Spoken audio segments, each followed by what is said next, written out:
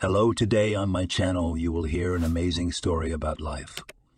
I hope you enjoy this story. This one struck me to the core. Honestly, I still can't forget it. Enjoy watching. The massive door of the restaurant swung open from the inside. A man, scowling like a thundercloud, rushed out into the street. He was dragging a young woman behind him. Their gloomy faces betrayed their spoiled moods. "That's it. I'm not coming here again," he loudly exclaimed. "This used to be one of the best restaurants, and now it's a diner. The food is tasteless, the service is disgusting, and there's a pole in the middle of the room. They've turned a decent place into hell." The disgruntled man helped his companion into the premium luxury car, got behind the wheel, and pressed the gas pedal. "I swear I'll never come back here again." Lister restaurant manager Jack, a lanky guy of about 25, looked puzzled as the couple drove away.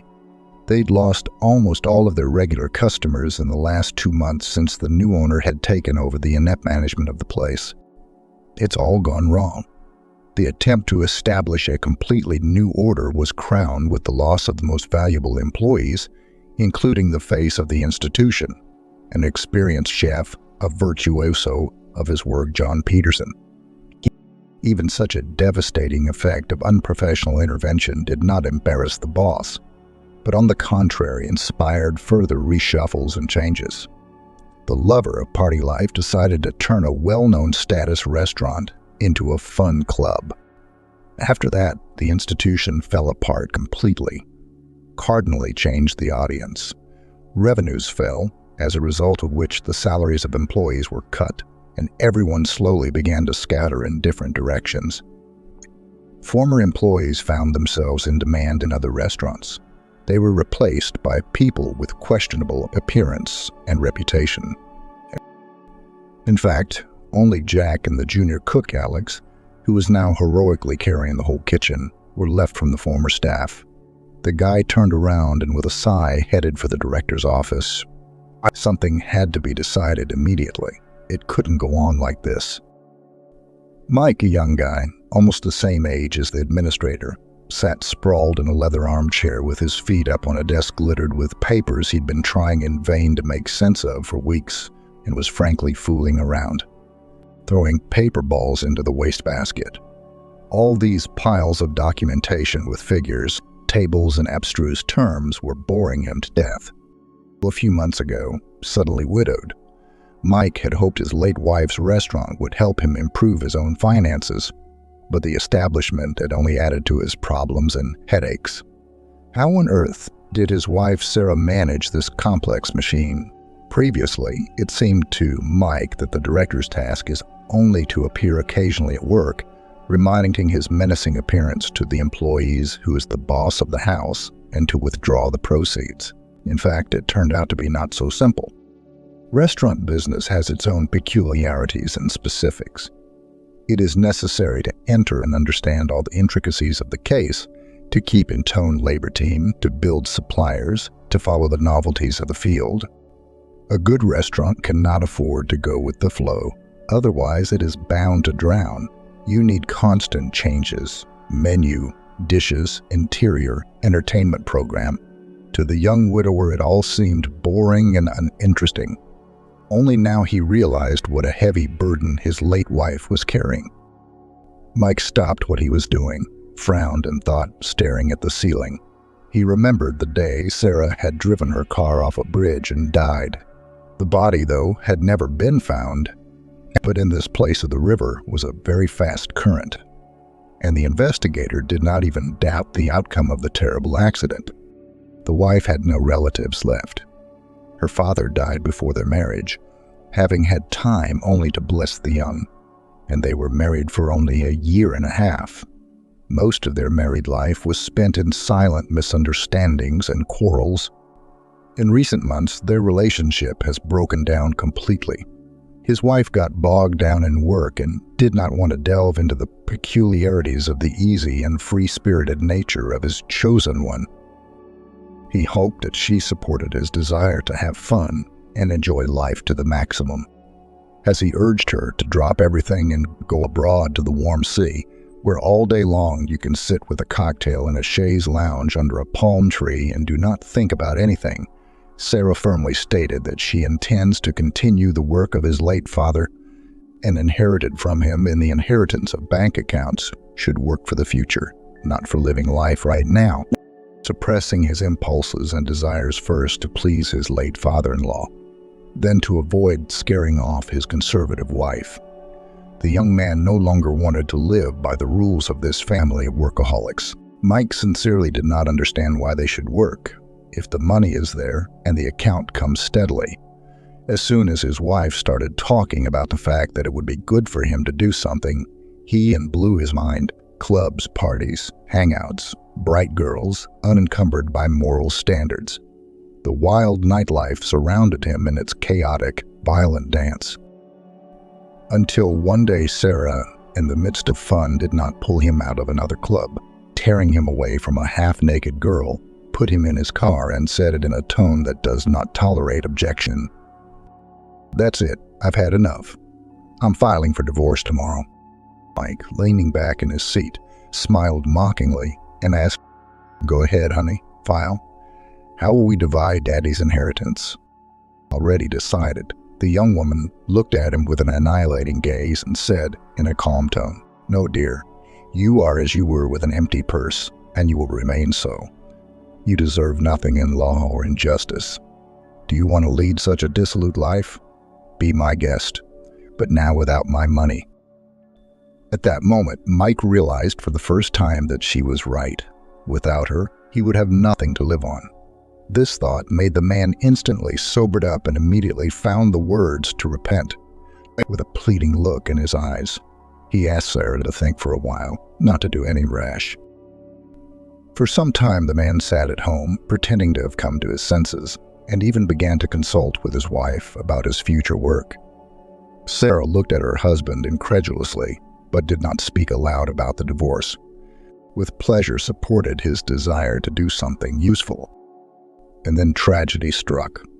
At the moment when the police officers on the phone told Mike the terrible news, he was seized by contradictory feelings. Somewhere in the back of his mind he was relieved. Now there was no one to pressure him and control his life. From now on, he was his own master. And after inheritance rights, a rich widower. Justifying his behavior by trying to drown his sorrow, he returned to his former dissolute life.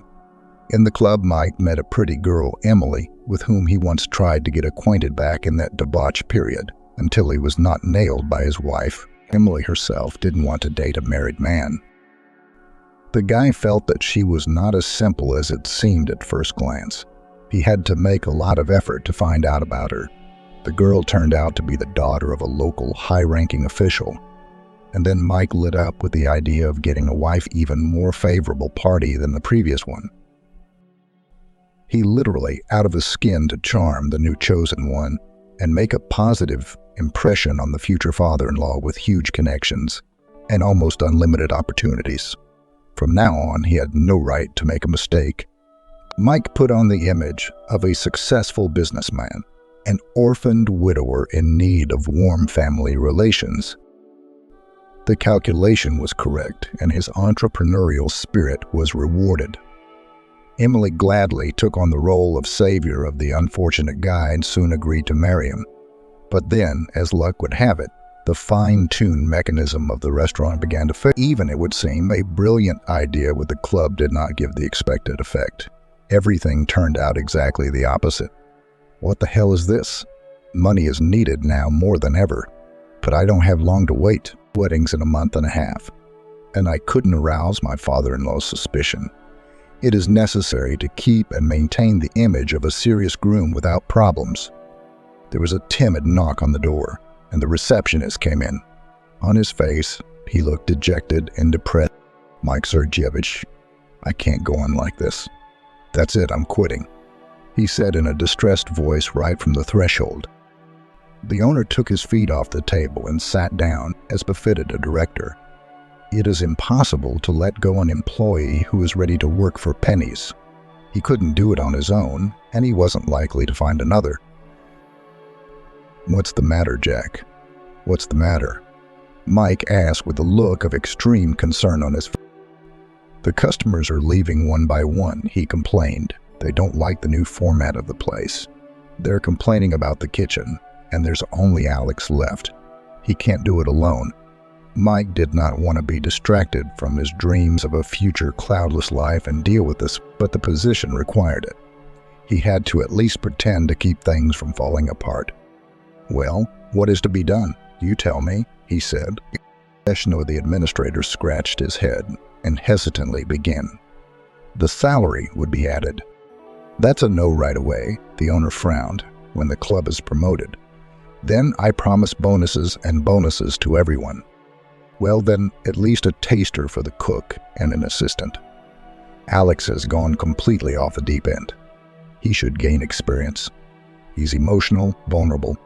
If necessary, he tries, but he'll have to switch to frozen convenience foods. "Where am I going to get these workers for you now?" the director asked in a disgruntled tone. He sighed heavily and thought.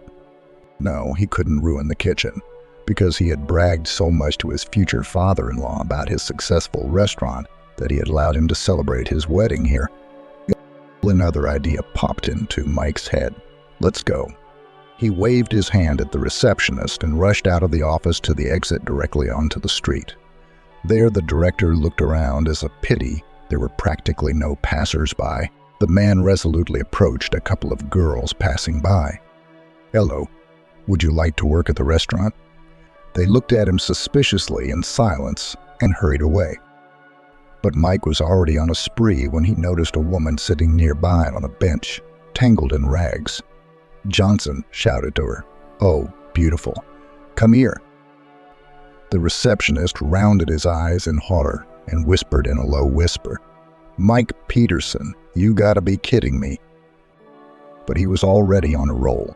He loved jokes and spontaneous antics. Not at all. Here's a chef's assistant and a taster all rolled into one, and all for one salary, thought the director and asked the woman who came up, "Will you go to work in the restaurant?" Immediately a new plan instantly matured in his mind. He could capitalize on it and add bonuses in the eyes of his fiancé and future father-in-law on the back of helping the underprivileged.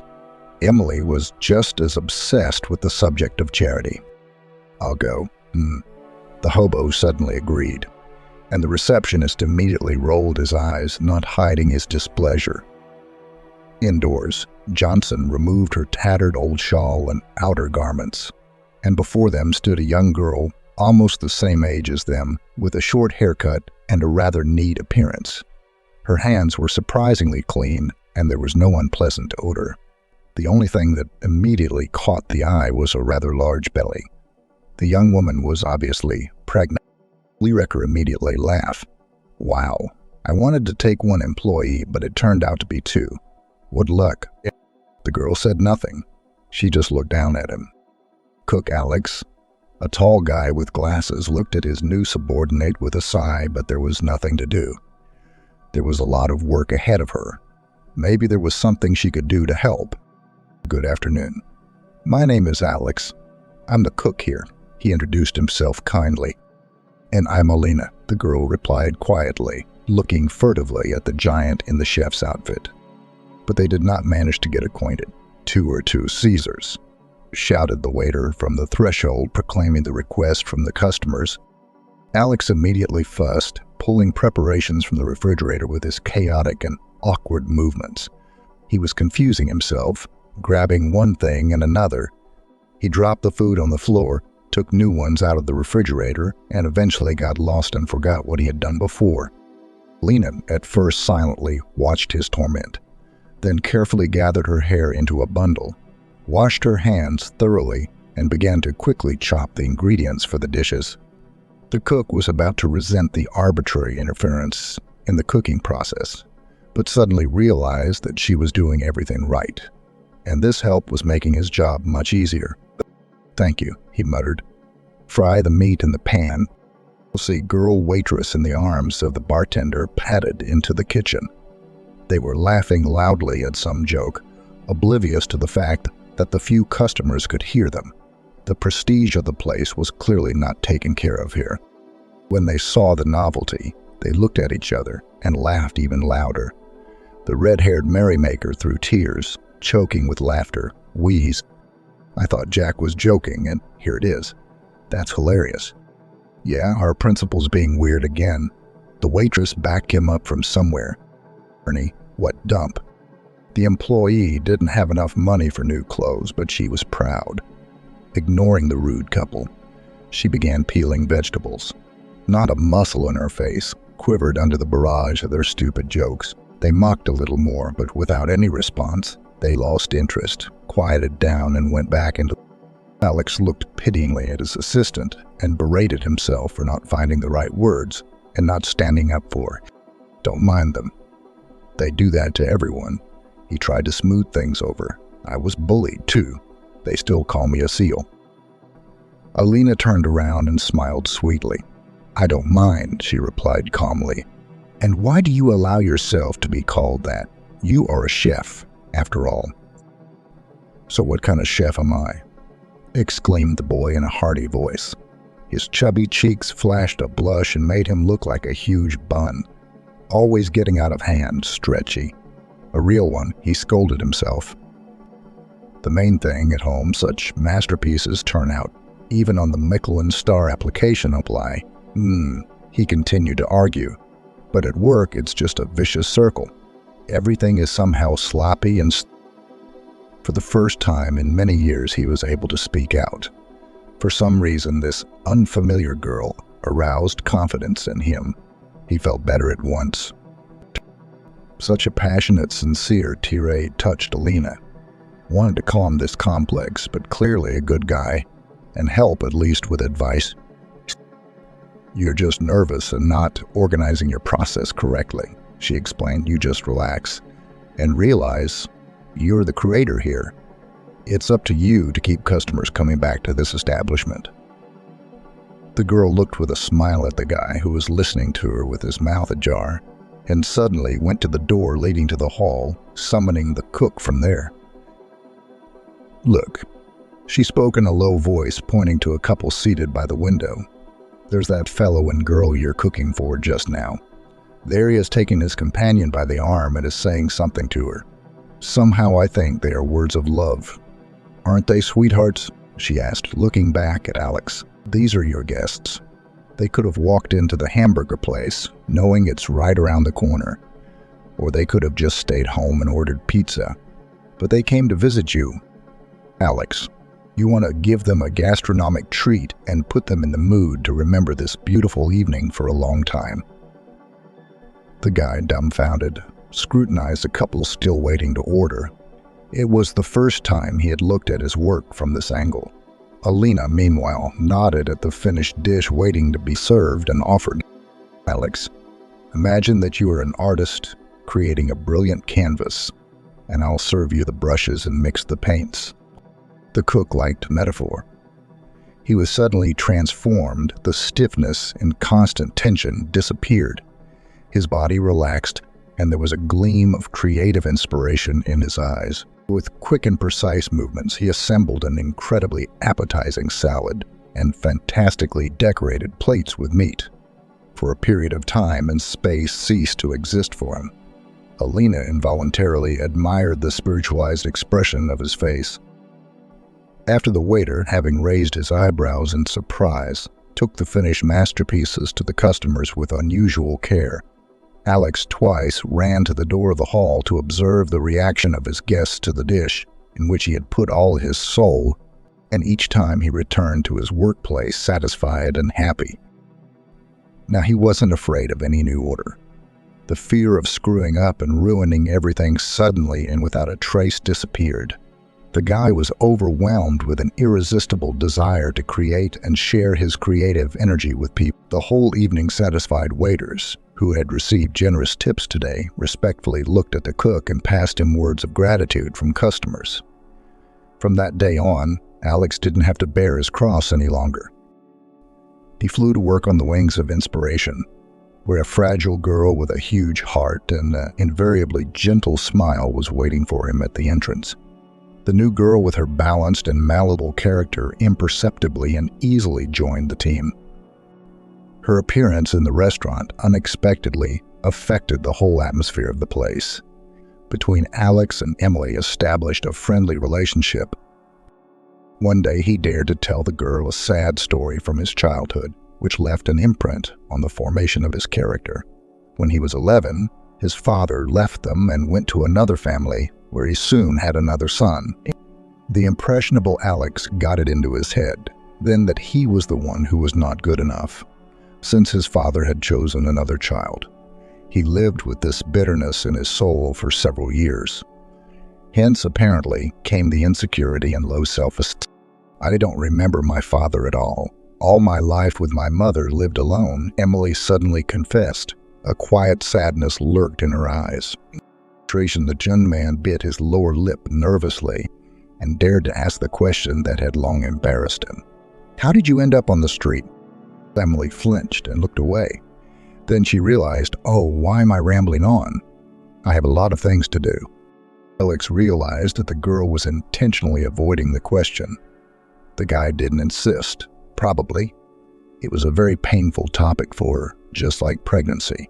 She'd probably tell him if she wanted to. The appearance in the kitchen of this mysterious assistant had a surprising effect on the young cook. The acquired inner harmony and confidence in his own abilities were transferred from him and the world around him.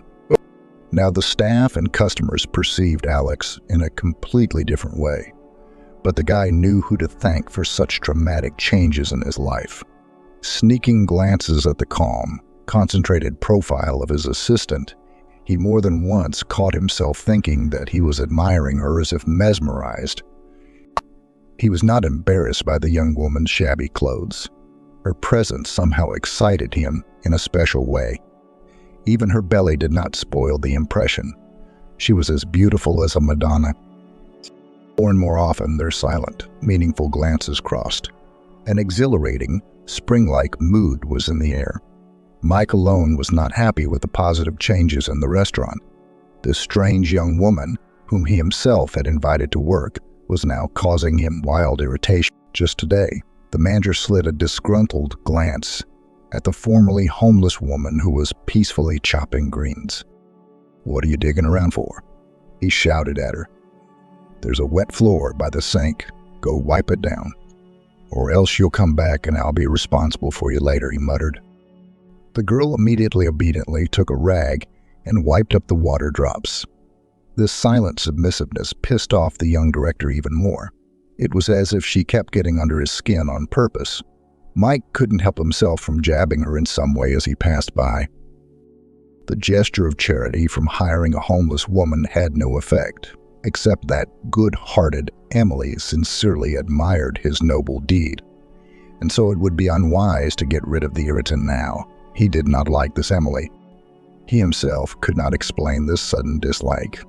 Though no, there was one reason.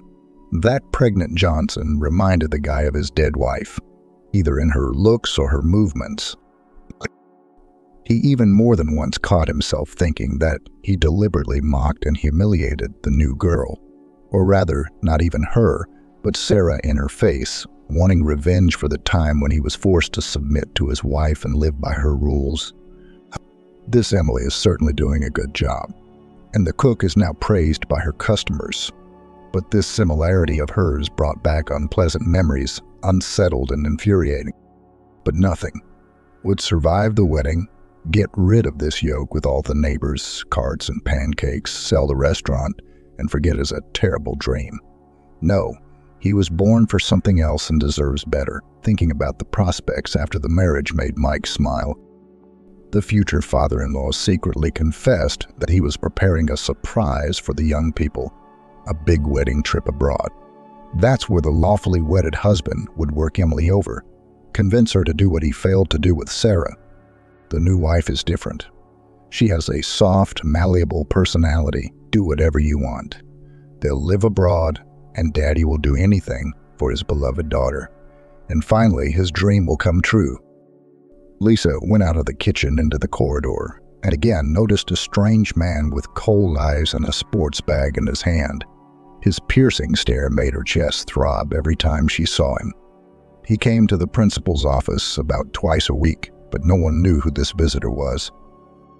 "I have no idea," Alex answered her question indifferently. "Maybe it's about the wedding? It's none of our business." Lisa disagreed with him. It was unlikely that a man with such an intimidating appearance could be in the business of organizing celebrations. Something was amiss here. And so the wedding day arrived. Mike didn't skimp to impress the future in-laws. That's something he knew how to do. Hired a designer to decorate the venue, 3 more chefs for the evening. The last money went to the host, live music and a huge cake with ornate decoration. Everything was going great. The bride was happily clinging to the groom. The father-in-law, with a shot glass in his hand, was making his 3rd toast, looking favorably at the young. And the guests were noisily having fun, happy to create another family and the occasion to eat and drink. At the moment when the talkative host announced, finally, a short break, Lisa suddenly appeared in the hall. Everyone was busy chatting among themselves. No one paid attention until she stepped up on stage and took the microphone in her hands.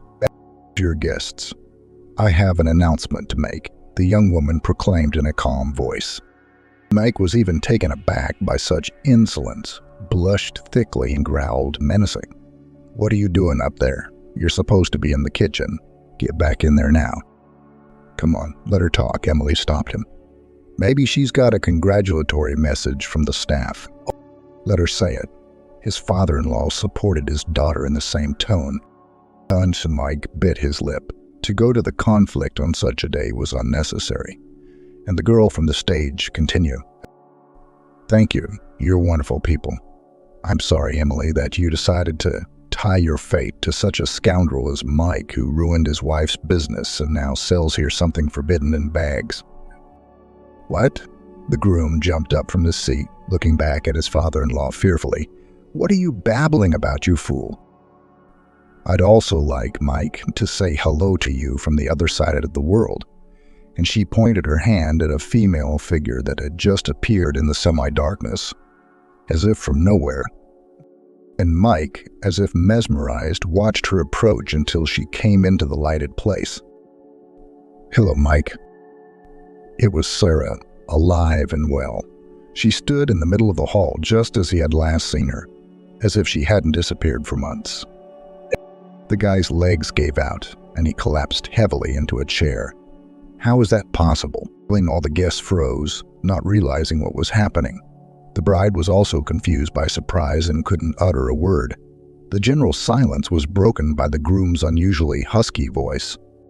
"You," was all he managed to utter. "I am," Sarah grinned.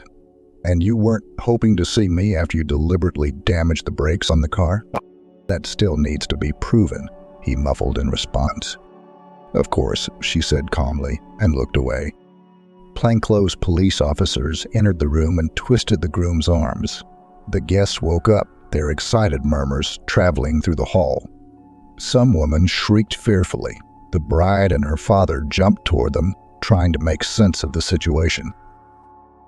"What's going on here? Can someone explain it to me?" nervously shouted the high-ranking father-in-law, spreading his hands in confusion. Just then, an investigator walked in with a confident stride and handed Mike an arrest and search warrant. "You are charged with attempted murder and possession and distribution of a controlled substance in a particularly large amount." Sarah just stood there and watched the whole action aloofly, not realizing how she had gotten to this point. She thought back to where it had all started. For as long as she could remember, it had been just the 2 of them living with her dad. Her father was an interesting, prominent man and wealthy. He had a lot of women hanging all over him. He had the occasional brief fling, but he never brought anyone home and never formally introduced his daughter. He lived by his own principles and rules and did not tolerate anyone telling him what to do. He told about his mother sparingly and reluctantly. She had long ago died suddenly. For the sake of his daughter, he was ready to do anything. Sarah studied in the best school, was an excellent student and activist. From the first grade was at the same desk with a modest boy Nick, who until graduation carried her briefcase and threw admiring glances in her direction, although never once admitted to sympathy during her school years. The girl got used to seeing her neighbor as a loyal friend. It did not even occur to her what strong emotions raged in his soul. After graduation, escorting Sarah to a foreign university, which sent her father to learn the features of modern economics, Nick, timidly stammering, confessed his love. Sarah was a little surprised, smiled and hugged the guy in a friendly way, letting him know how she felt about him. Both of them felt awkward, and since then they practically didn't talk to each other. Studying abroad was easy for the girl, but nostalgia for her native home did not let go. She missed her father terribly. She was ready to break away and leave at any minute.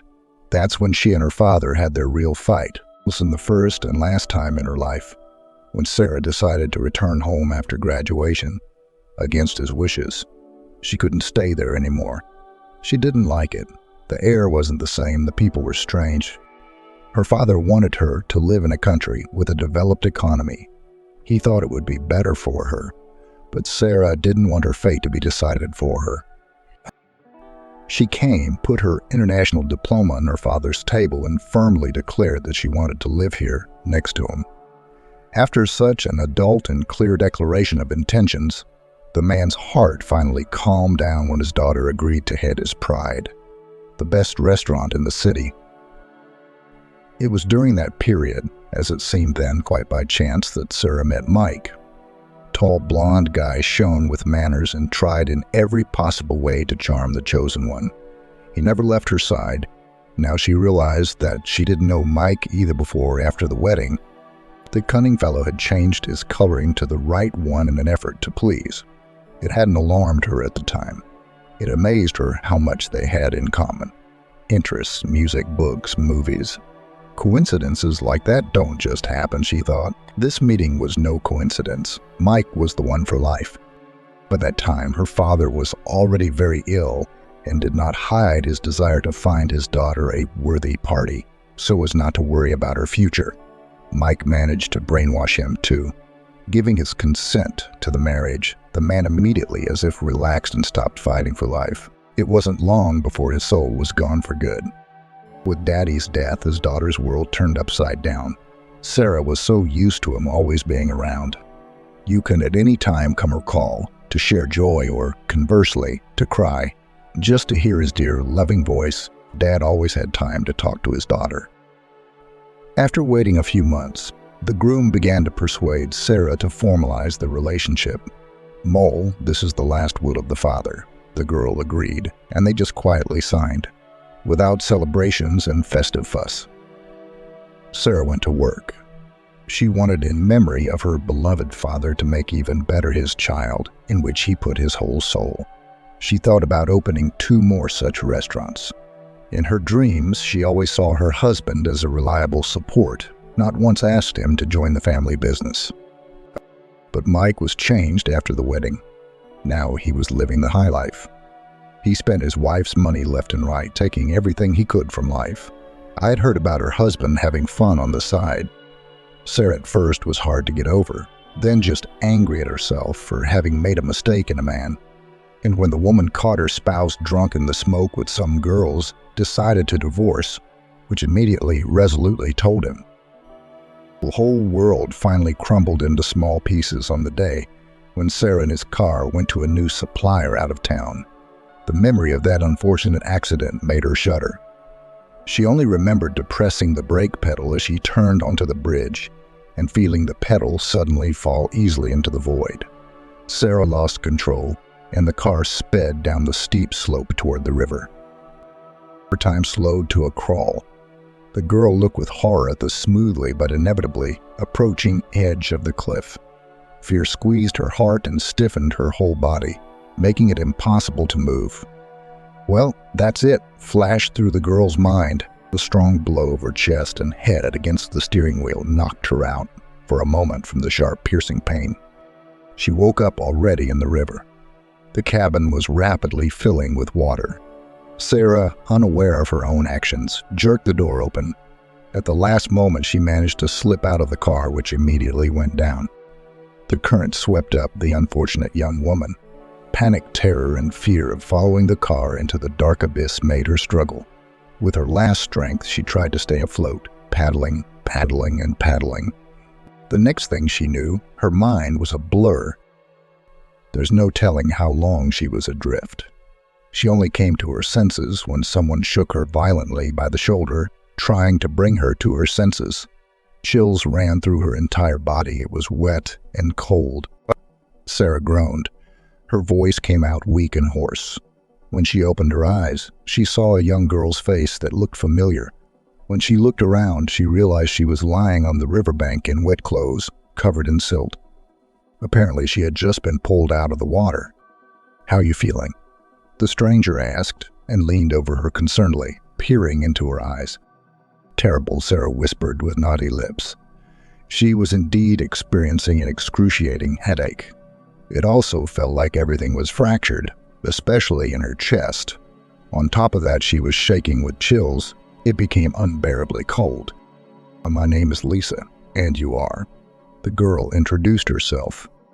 "Sarah," she replied in a weak voice, and then suddenly asked, "Have we never met before?" "What happened to you? Can you walk?" But noticing that the rescued girl was feverish, she ran for help.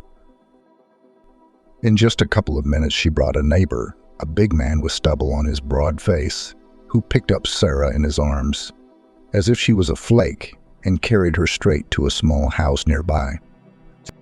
Lisa took off her wet clothes and laid her on an ancient metal bed with a huge, lush feather bead, and covered her with 2 down comforters. Sarah watched her savior through half-closed eyelids and could not remember where she had seen her.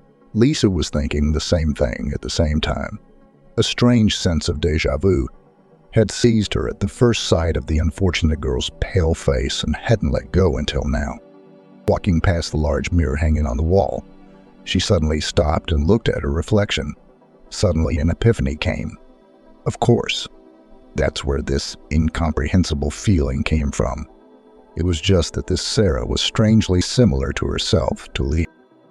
Once in bed, the rescued woman seemed that she fell into a warm, thick cloud, carefully embraced her soft, fluffy edges. It became warm and cozy. The pain dulled. Her eyes closed on their own, drawing her into a heavy, restless sleep, where she was again endlessly falling, sinking, and floating. The Trofana conversation was heard through the dream. "Mitrofanovna, won't she die? Shall we call a doctor after all?"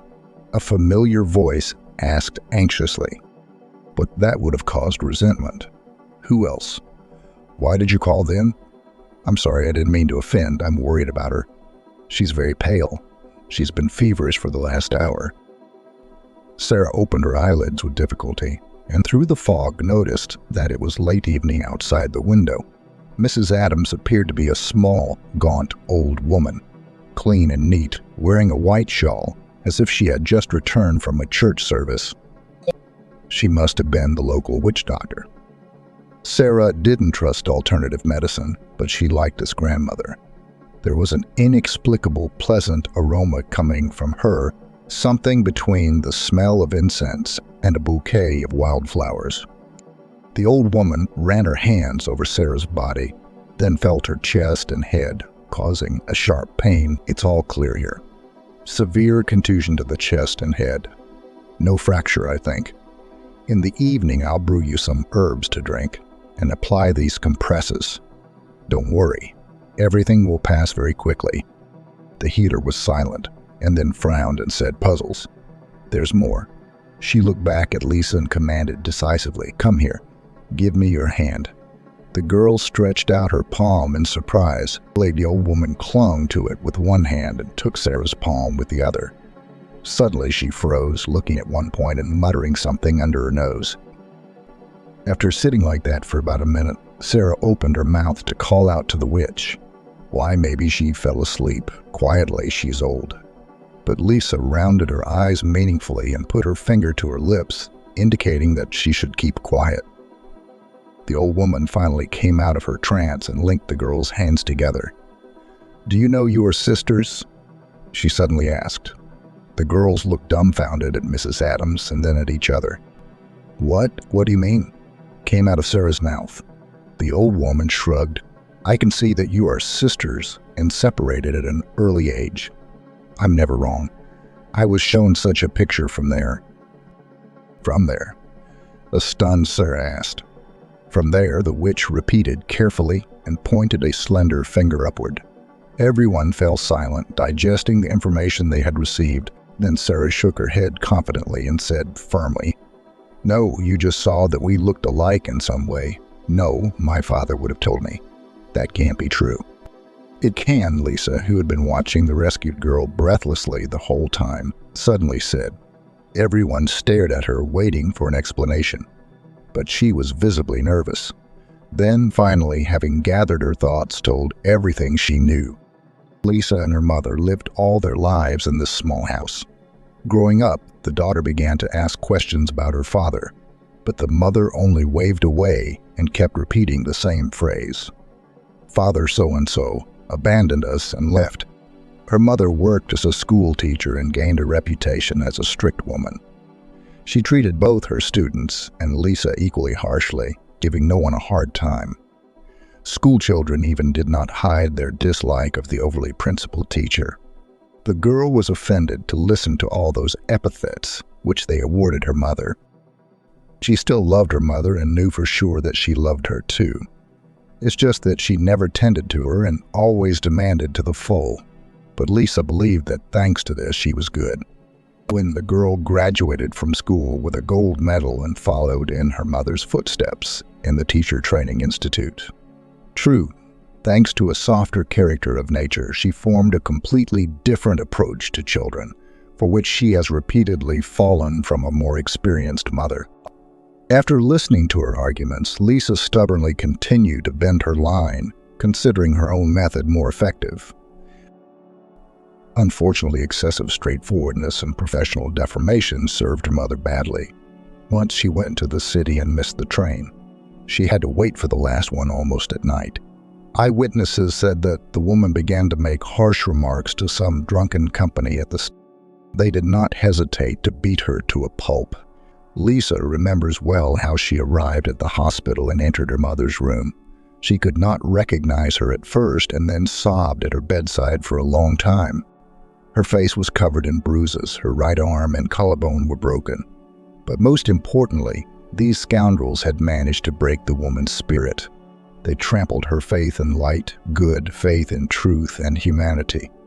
The woman simply did not want to live any longer and felt that she did not have long to live. Before she died, she told about Lisa, about her father. The parents met very young and fell in love with each other at first sight. It was like a lightning strike. A bright, passionate romance ended in a quick wedding. Surrounding people could not understand how two people with such a stubborn temperament and explosive character decided to link their fates. Two representatives of the fiery element tried to get along together, and for a while they managed it. With the appearance of twins in the family, the young father seriously thought about the future. He had grandiose plans, but in a small village he did not see any prospects at all. Unfortunately, he could not persuade his wife to try her luck in the big city. She decided to stay to work in the local school. No arguments, persuasions, and ultimatums could not change her choice. Over time, the young couple completely ceased to understand each other. Each insisted on his own. More and more often they quarreled, and then defiantly remained silent for several days. A real scandal in the family broke out when 2-year-old girls accidentally poured ink into the drawer with documents in the desk. The parents, seeing that all passports, birth certificates, and notary papers were irrevocably spoiled, were horrified, but they reacted in different ways. The mother wanted to punish her daughters in her heart, but the father categorically opposed it, trying to prove that they were too young and did not understand anything, but the woman stubbornly insisted. In the heat of anger, she shouted that she was a certified teacher and she herself knows how to bring up children, that she would do without him in this matter. The conflict grew. Mutual reproaches from both sides were sprinkled. Unburied resentment spilled out. In fury, the wife threw her husband right in his face. "My children do not need such a father. What can you teach them, loser?" The man couldn't bear the hurtful words. "All right," he shouted. "Since that's the case, I'm taking one daughter and leaving. We'll see who raises the best." "Ah, so? Well, go away then. Do you think I'll cry? We'll live just fine without you," she shouted hysterically. Lan spoke in agreement. Her father took Sarah, who clearly favored her father, liked to spend time with him and sit on his lap. Lisa increasingly squirmed around her mother and, accordingly, stayed with her. This is such a silly principle of unbalanced and stubborn parents separated the sisters. Lisa could not believe what she heard from her mother, but also to bark and question her in such a difficult condition, she could not. For the first time in her life, the daughter saw in the eyes of the Iron Lady tears. Soon the mother was gone. The sorrow tore her heart to pieces. But the thought of her father and sister did not give rest. Lisa even tried to look for them. But the mother after the divorce left herself and her daughter her maiden name. She never had time to give her father's information. Sarah listened, holding her breath, and followed her sister without taking her eyes off. Her soul suddenly opened a secret door and let in the missing puzzle, which was immediately built into the empty space of the inner world. An epiphany had come at last. This was what had plagued her all her life. A sense of something missing, something long lost, something with which there was still a vague, invisible connection. Another soulmate. It's an incredible story. It just didn't make sense. The things their parents did when they were young. And for what? To prove something to each other. And what could they prove in the end? These heavy thoughts finally deprived the girl of strength, and she closed her eyes in exhaustion and fell on the pillow. Sarah was more concerned with other things now. She didn't even doubt that the accident had been arranged by her husband. It was not for nothing that he had said the day before that he had put his car in for service and had taken her car to go somewhere. He'd been tense all evening after his return. But what's next? How to prove it was his doing. To return home now was to expose herself to the danger of another assassination attempt. Anxious thoughts completely consumed her mind, and the girl herself did not realize when she fell asleep. Something heavy, but very warm and soft warmed Sarah's chest. Through her sleep, she reached out her hand to free herself from the heaviness, but fumbled with a large, hairy, living creature. Immediately frightened, she pulled it away and opened her eyes. Right in front of her face, she saw the cat's huge, shiny green eyes, nestled on her chest. The bright red-haired beauty looked at her with genuine surprise. "What on earth were you afraid of?" "It's me," Lisa's voice came from nearby. "Piggy, leave Sarah alone. You better go eat." The cat slowly got up and went to the kitchen with a sense of dignity, trustingly pressed against Sarah's side in farewell. A smiling Lisa entered the room, wiping her hands with a towel, and asked, "So how are you? Sorry the frosting didn't make it. But it's even good that you had it lying around. They say cats can heal." Sarah moved. Her head and chest had hurt less. Maybe it was the effect of the wine she'd drunk before bed, or maybe the merit of her new friend Marusi.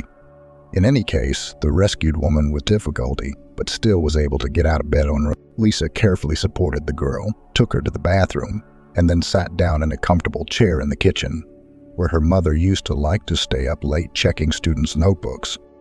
The girl had already managed to fry puffed pancakes and make tea. Sitting across from each other, the girls ate breakfast. They didn't know how to start a conversation. Yesterday, they had never managed to talk, and today there was an awkward silence in the air. A cat came up and began to rub its fiery fur affectionately against one girl, then the other, as if to encourage them to start talking. They laughed, and then looking at each other and realizing that they were thinking of the same thing, they laughed heartily, and the conversation succeeded in getting started. The tense atmosphere was instantly diffused.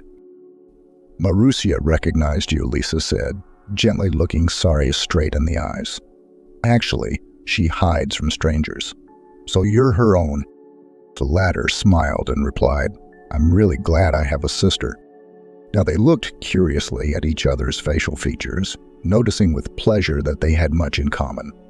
New feelings, unavailable to them before, stirred their souls and encouraged them. The joy that they now had another family member who would not betray them, who would always support them, who simply existed. Sarah, in turn, told about her life and initiated her sister into suspicions about the intentions of her negligent husband. Lisa frowned and shook her head sadly. What a scoundrel, she then thought, and asked her sister what to do next. Is there any way we can follow him? Sarah's sign. Who would do that? He'd recognize me right away. Let me do it, Lisa suggested with burning eyes and continued, noticing the girl's incredulous look. Why? While school's on vacation, I'm free as the wind. I'll change into rags. I played Baba Yaga at the New Year's matinee. I'll play a bum. I can also make a pregnant belly out of a pillow to make it more natural. Sarah did not want to agree to such an adventure. She was afraid of putting her sister in danger. Time was running out. There was no other plan. After 3 weeks, Lisa finally managed to talk her into it. The raid went pretty well. The new Johnson was able to find out something about the restaurant's heir. After that, they devised a plan. Lisa would keep an inconspicuous eye on the restaurant under the guise of a vagrant, but with Mike's light hand, she suddenly got a chance to observe Sarah's husband from the inside. Returning late at night from her new job, her sister was happily recounting all the details of the day. But Sarah had a very different reaction to such news. You're not going there again, she declared. Why not? Everything is working out so wonderfully, gasped the sister. Don't you understand? I don't know now what's in that man's head or what else he's capable of. I don't want anything to happen to you. Ito suddenly glistened in her eyes. Lisa hugged her sister and reassured her, You're my darling. Everything will be all right. The main thing is that we are together now, having embraced. The girls sat for a long time, discussing further actions. Then Sarah suddenly remembered her school admirer, Nick. One of her former classmates had once said that he worked as a police investigator. It all came together in her head. Someone who could really help. But all previous contacts were lost along with the phone drowned in the river. That's the reality of the modern world. Nobody trains their memory or memorizes phone numbers by heart like they used to. Sarah was still weak and she was not allowed to be in the city. But the sister managed to find a young investigator, Peterson. Nick surprisingly quickly to send greetings from a former classmate. It was impossible to tell from his facial expression whether he was happy to hear from his first love or not. But judging by the fact that he had rushed to the small village, many kilometers away from the city, that evening, he cared. Nick, is that you? The girl exclaimed, barely recognizing in the older, broad-shouldered man the same hesitant, skinny sigh that had walked her home from school. He smiled embarrassedly, stepping closer and taking Sarah's hand, looking into her bottomless eyes. He thought they had become even more amazing and alluring. The old love that had been buried deep in the depths of his vulnerable soul at a young age had awakened and, spreading its wings, burst free. Unlike Sarah, he never lost sight of his former classmate. All the last years he knew about her imminent marriage right after her return from abroad, and after the news of the death of a few months he did not let go of depression until the department did not show up as a messenger lease. Nick and Sarah talked until the night. First they discussed the accident and the operation on the future resurrection of the girl, then just warmly remembered the carefree youth. Now the admiring look and warm, caring hand of the school sigh, gently squeezing her palm, was perceived by the girl quite differently. The extraordinary energy emanating from him enveloped her in a blanket of serenity and calmness. How stupid she had been before. She was looking for true love somewhere far away. She was falling for Mike's charismatic appearance and tongue-in-cheek, when a real loving man was always unobtrusively looming nearby, ready to help at any second.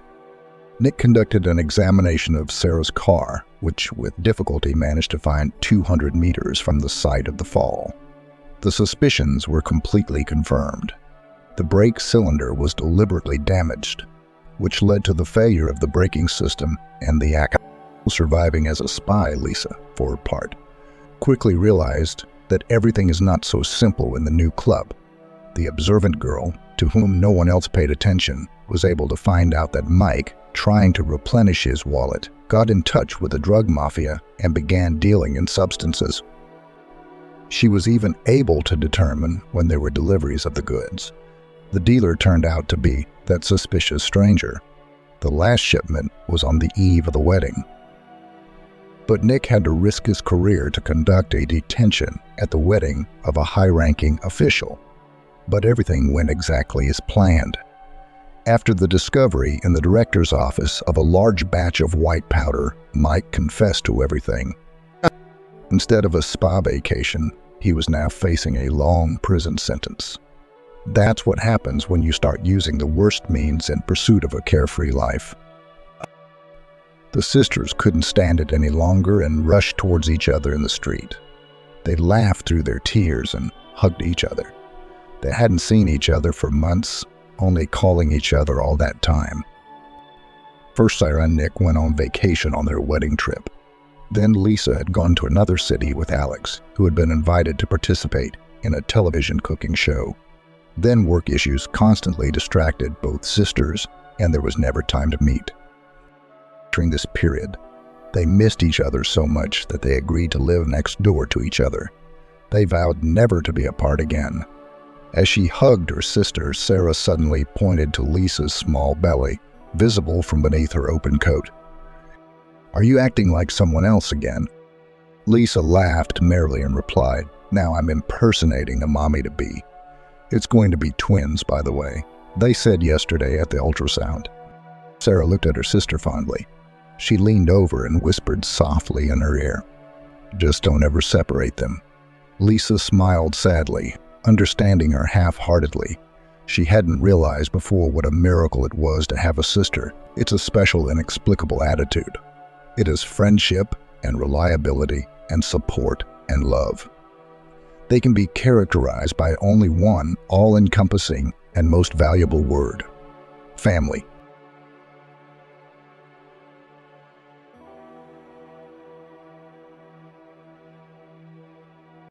Vanessa was on her way to her mother Jessica's hospital.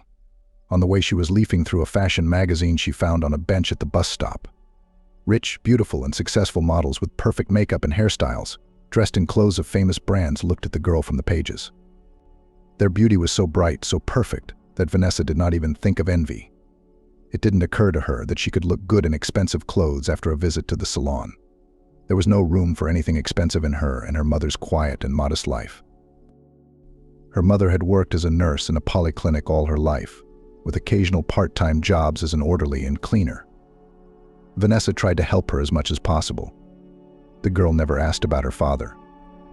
Only once her mother misspoke, saying that people like him would never get in touch with people like them. What did she mean, and what hidden meaning did she put in that phrase? It remained a mystery to Vanessa. In her earliest childhood, the girl had been terribly curious to know who her daddy was. She didn't dare to ask about him as a child, so she could fantasize about him as much as she wanted. The fact that he was not written in her birth documents added even more mystery to him. The girl grew up, and with her grew the role of her father in her fantasies. In time, she began to imagine that he spent his life performing important and dangerous tasks. He was strictly forbidden to disclose the family. That's why she and her mom lived in this tiny, forgotten town. Living in it, it was absolutely impossible to believe that some 200 kilometers away was the brilliant city of New York, in which life was boiling and beating key. And their life didn't even flow, it barely ebbed and flowed, finding its way among the eternal busyness of the mother and the quiet, imperceptible hobbies of the daughter.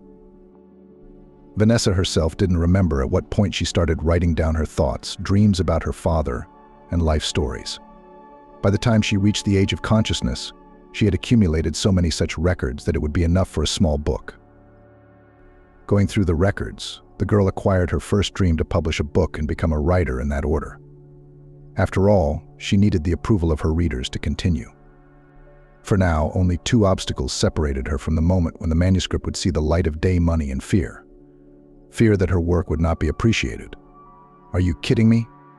Vanessa couldn't say she was unhappy. Mom Jessica, despite the busyness and complete lack of money, always tried to pay attention to her daughter, to please, hug, and cheer up.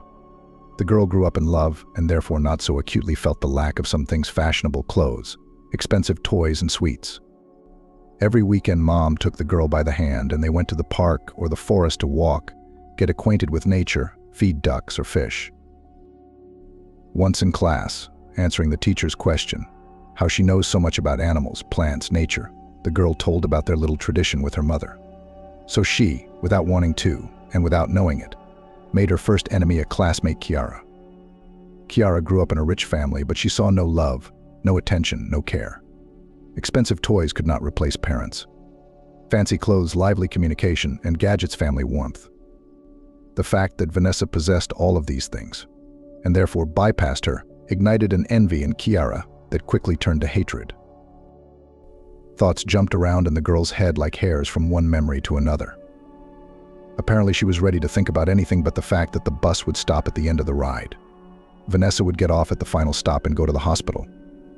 There for the second week, her mom was in the hospital with no hope of recovery. The doctor repeatedly offered to discharge her home, to live with her family and friends. Vanessa refused. For Jessica's mom, she was the only family and friends she had. But there was no strength to support her mom at all. They were barely enough to drive to her mom's house every day, bring home cooked meals, and stay cheerful. Returning home, she would close the door and slowly slump down on it, biting her lip in pain. The nearest, dearest, and only dear person in her life was leaving. There was nothing she could do about it. One of the orderlies hinted for the girl to start preparing. For what? Vanessa clapped her eyes in bewilderment, not really understanding what she was talking about. And she did. For what? Not for the discharge, for the funeral. What funeral? What are you talking about? Mom will recover and will live like we used to. We'd like that to happen, but this disease doesn't give us a chance. You're wrong. You're wrong. Mom's strong, she'll be fine. Besides, the doctor offered to discharge her. Yes, to live to avoid spending state funds. The woman grinned loudly. Here, Derevianko, take this and you'll need it. And she handed Vanessa neatly folded bills. No need, we don't need anything. The catchphrase of all those who really need everything. Maybe not you, but you should see your mother off. I'll tell you everything in order tomorrow, or you'll forget something. I told you, you don't have to teach me anything or explain anything. Mom and I are fine. Only 5 days later, Vanessa sobbed in the arms of the same nurse, unable to accept the fact that she was all alone in the world. The old woman stroked her head and quietly repeated that everything would be all right, that Mom was now in a better world, she was not hurt or scared there. And Vanessa thought how scary it is when there are no close and dear people. Not at all. This nurse will wait for the girl to calm down and go about her business. And in a couple of days she'll forget about Vanessa and her grief.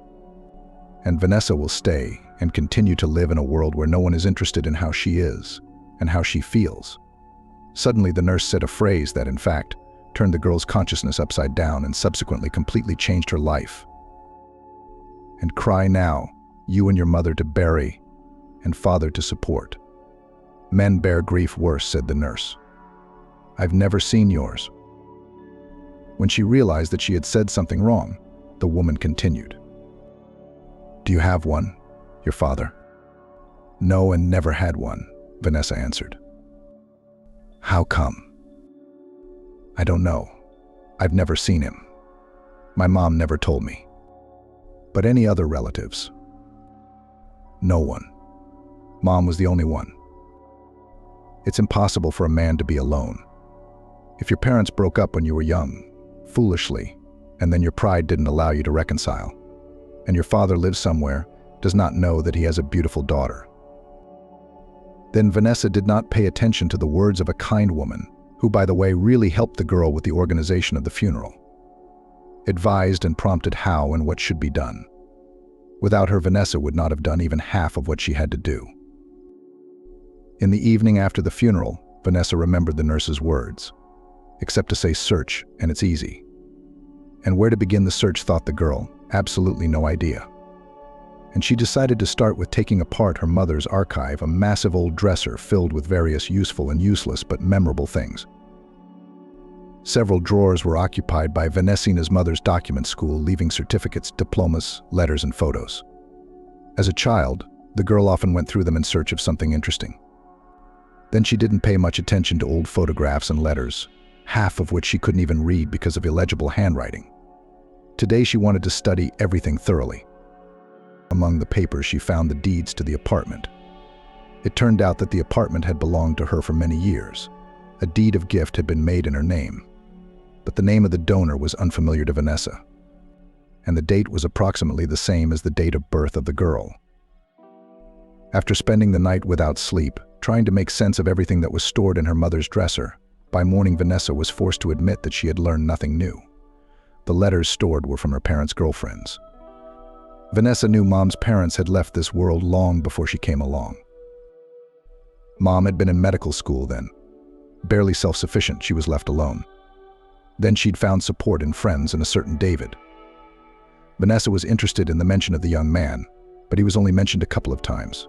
Not enough for the man who later became the father of her child. And the references were odd.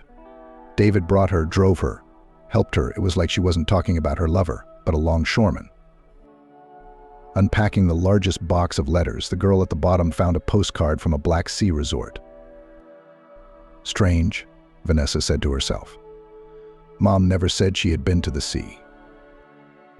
The postcard was addressed to her parents. It said that the girl was doing well and the vacation was going well. Well, it turns out Mom had a busy life, and I saw her always busy, tired, running from one job to another, thought Vanessa. In another box, as if to confirm her thoughts, Vanessa found a photo of her mother from the seashore.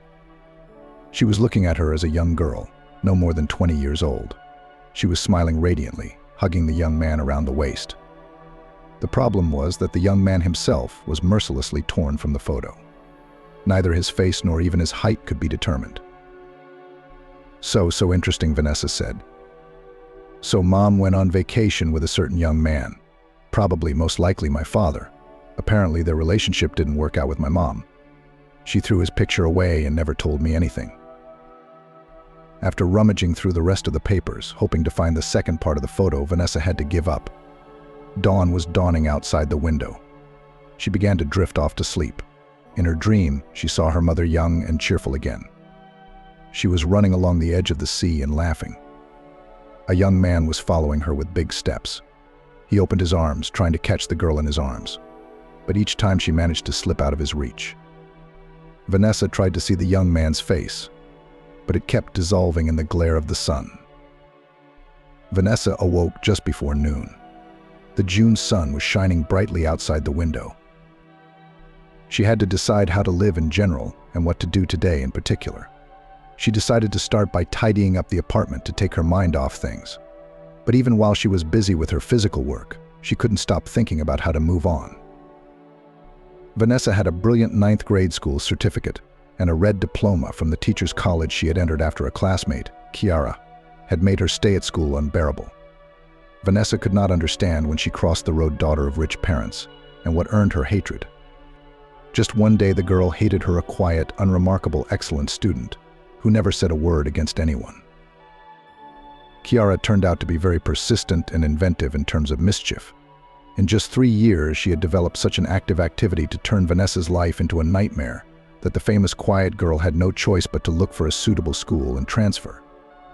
It was pointless to change schools. Kiara had acquaintances everywhere. So Vanessa, at the age of 18, was almost a specialist. However, she did not have time to rejoice in her diploma. The departure of her mother made all the joys dim and insignificant. For a whole week, Vanessa tried to find a job by specialty in schools and kindergartens. It turned out that no one needed young specialists with a great desire to work, but a complete lack of experience. The money, which after the funeral was left very little, quickly ran out, and Vanessa had to sharply lower the bar of requirements for work. Now she was happy to take any position as long as she could get money for food. She posted her resume everywhere she could, but no one was willing to hire her. Finally, late one night, the phone rang. "Vanessa, good afternoon. You placed an ad for a job. Is it still up to date?" asked on the other end of the line. "Yes, of course," replied the girl, practically jumping with joy with the receiver in her hands. Are you not embarrassed by the offer to work as a maid? No, I'm ready for any kind of work now. Great. Then they'll be expecting you tomorrow. I'll text you the address. Try to be there no later than 10. The personnel manager is a finicky man. He doesn't like to be late, the phone said. By the way, are you ready to move to the employer's house? Yes, I guess I'm ready. Where does he live? Staten Island.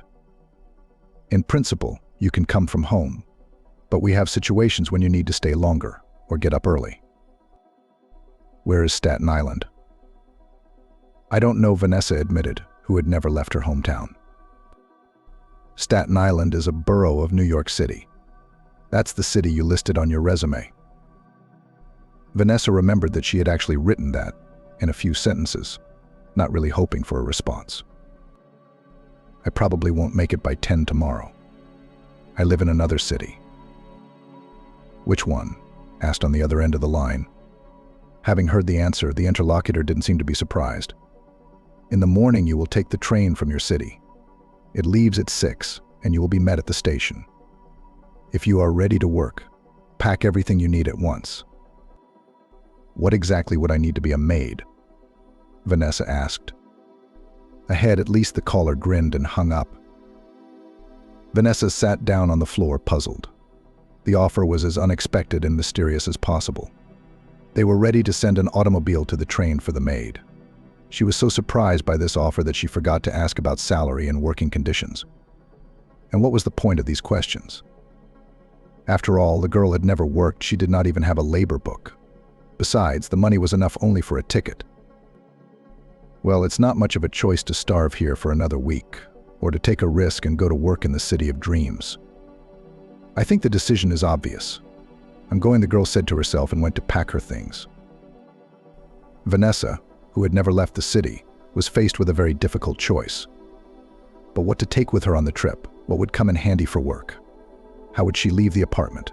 With the apartment account, the solution was obvious: give the keys to her neighbor to keep an eye on her. Late one night, Vanessa knocked on the neighbor's door. Jessica, could you help me out? She asked. Yes, Vanessa, what's wrong? What are you doing up so late? I already went to bed, the neighbor replied. Vanessa knew perfectly well that the neighbor was lying. No one knew when she slept or if she slept at all. She was awake at all hours of the day and always saw and heard everything. She was aware of every incident, every gossip, every scandal. Jessica, I have to leave early tomorrow morning. I'll leave the spare keys. You keep an eye on the apartment, Vanessa said. Where do you think you're going? The girl's first impulse was to keep silent. After all, tomorrow not only the whole entrance, but the whole city will know about her plans. If anyone in the city is even interested in her modest person. However, having judiciously reasoned that to go to an unknown place, without warning anyone, is definitely not worth it, she replied. I'm going to New York to get a job. We couldn't find anything here. We need something to live on. Are you going to look for your father? The woman asked in a bizarre way. Who? You know, my father. I thought he was from New York. How do you even know about my father? My mom never told me anything about him. There was nothing to tell. They didn't even get to know each other before she got pregnant and he ran away from her. How do you know that? We moved into this apartment when I was born. The woman hesitated. It was obvious that she was trying to find the words to answer. Well, people said that you were born to some important man. That's the apartment your mother was given. But your parents didn't have anything serious. I don't know anything else. Don't ask. You know me. I've got no bones in my mouth. What I would have known, I would have told you, the old woman said, as Vanessa prepared to ask more. I'm going to apply for a job as a maid in the house of some wealthy man. I'll write to you as soon as I'm settled. Of course you will.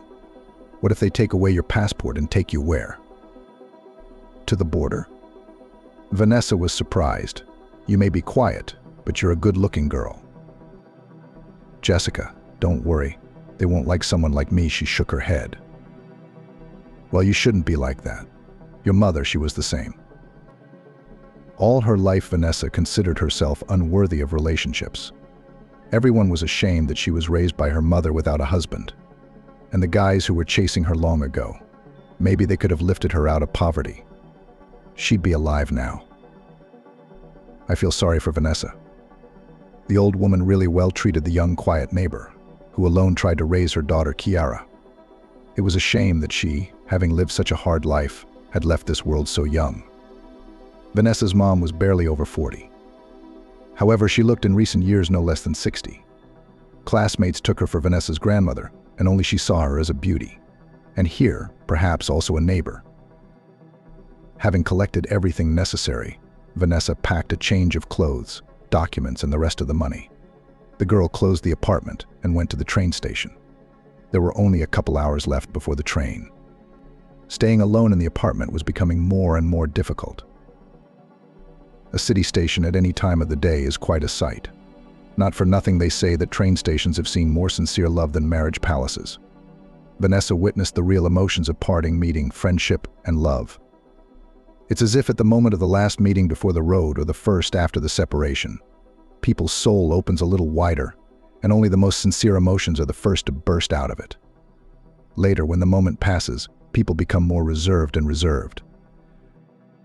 When the train came to the platform, the girl turned around for the last time and looked at the city she had grown up in and was now leaving, without much regret. I must say, what, in fact, can these streets and houses mean if there is no one left in the city who is dear to your heart? It so happened that she had no school friends and girlfriends. Or rather, once they had been, but the incomprehensible war, which was declared to her by a classmate, made everyone turn away from her. For 3 years of this war, not only Vanessa and all the other guys could not understand why Kiara was so beaten up on her. The fact that a rich, fashionable girl could simply envy the quiet Vanessa didn't even cross anyone's mind. For some reason, it was at the moment of leaving town that Vanessa remembered her high school years. Probably so that she finally confirmed the correctness of the decision to leave the city and not return. Sitting in the station building, she decided that she would stay in New York, and if the maid job didn't work out, she would find another one. The main thing to get a foothold in the big city, and return to her native tiny town without the prospect of forever will have time. Having made up her mind, she entered the carriage, changed her clothes, and fell into a sound and healthy sleep for the first time in months. Shortly before arriving at the New York train station, her phone rang. "Vanessa, are you there?" "Yes, in half an hour." "Yes." "Great. There's a car waiting for you." The caller gave the license plate number and a parking spot. Sitting in the cabin, she looked around the city with amazement. It seemed that she was in a fairy tale. Beautiful old buildings, bridges, parks, as if descended from the illustrations of fashion magazines. And here, amidst all this splendor, she was to live. Vanessa didn't think at all about the work she had to do. She was not afraid of hard or dirty work. She realized that she could hardly expect anything more now. But one thing she knew for sure was that she was not leaving this city. From the busy streets, the driver turned into a picturesque area.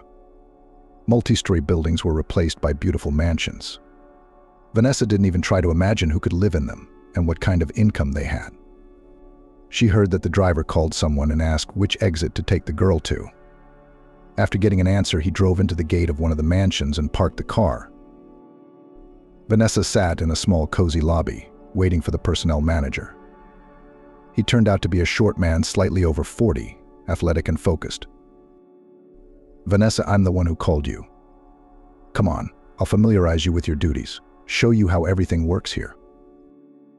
"Good afternoon. Thank you for inviting me to work and bringing me here. I'm so grateful." "You'll thank me when you've worked here. You'll thank me when you've worked here. You may think it's a tough job. A lot of people can't handle it. But in fact, if you try hard enough, you can do it all." "Do you have any cleaning skills?" "I hope so. I used to help my mom at work a lot." "What was Mom like?" "She was a nurse and a hospital nurse. I worked with her to make it easier for her." "Mom doesn't work now. Mom died a little over 2 weeks ago." Vanessa didn't notice the man clenching his jaw, as if in pain, but continued talking. "I'm sorry for your loss. We have a somewhat specific cleaning service. As you can see, the interior is very expensive. So for now, your duties will include cleaning the back rooms, the staff rooms, assisting the kitchen staff, let's just say interning on the sidelines. There will be 4 other girls interning with you. Only 2 will stay on. We're not fully staffed yet, so you could be useful in other jobs. Is there anyone living in the house? Not yet. The owner lived abroad for a long time. The house was completed only last year and just the other day finished repair, decoration, and design. So we are still recruiting staff. If you work and show diligence, you will have quite decent positions. Wages. Are you happy with it, by the way? I don't know, you haven't told me. I don't know. The man stopped so abruptly that Vanessa ran into him. So you left your hometown and came to an unfamiliar metropolis without even finding out the terms of cooperation? What do I have to lose? I can't get a better job. I can always come back and get a job as a cleaner or a saleswoman. What have I got to lose? Yes, only at 18 you can think so recklessly. It seemed that the last phrase was addressed to myself. How much will I get? Based on the fact that you are a non-professional, inexperienced employee, plus you will live here and be provided with uniforms and food, about $50,000 a month. For the first month you will work without days off, the man warned when he saw the girl's face stretch after the sum was announced. Are you serious? For a maid's job plus food, lodging and clothing is a dream. I don't quite understand you. Are you against it? I'm all for it. Yes, we're ready to work weekends, but also without lunch and sleep. Yes, just leave me alone. So you're happy with the terms? Yes. Great. Here's your room being set up. I'll see you downstairs in an hour. There'll be a general briefing and staff introductions. I'll be alone in the room? Of course. This isn't a dormitory. The landlord has a very human attitude towards people, including the servants. Thank you very much. Vanessa pressed herself against the man in a grateful impulse and felt for a moment that he wanted to respond to the embrace, but held back. Maybe in a hug, too. I think it's unnecessary, the man began, but Vanessa didn't listen. Thank you again. I'll do my best. I hope to see you in an hour. The uniforms are in the closet. For the first few minutes, Vanessa couldn't believe her happiness. More demanding girls might have thought, how can anyone be excited about the prospect of being a maid? But to her, it was fabulous luck, and she didn't want to miss the opportunity. Half an hour later, she was ready and standing in the hallway, trying to remember how to get to the lobby where all the staff was supposed to gather. The corridor was empty. It was quiet outside the room doors. The girl regretted not looking around as she walked and completely forgot to ask for directions to the lobby. Finally, she managed to get to the stairs, going down into a spacious room. The employees were already starting to gather there. Several girls, apparently also maids, were already drinking, getting acquainted and chatting. Besides them were the cook, several of his assistants, the gardener, the guards, the head maid, and the driver, who had brought Vanessa. The girl was just about to approach the others to get acquainted. But at that moment, the man who was introducing her to the house walked in. Suddenly, she realized that she hadn't even asked his name. That's a really strange impression she made on him, without asking his name, or working conditions, or the size of his salary. But she packed up and drove from her hometown to huge New York. Good afternoon, colleagues. I'm Alan, the house manager. I'm going to introduce you to the house rules. Most of the information you've already received.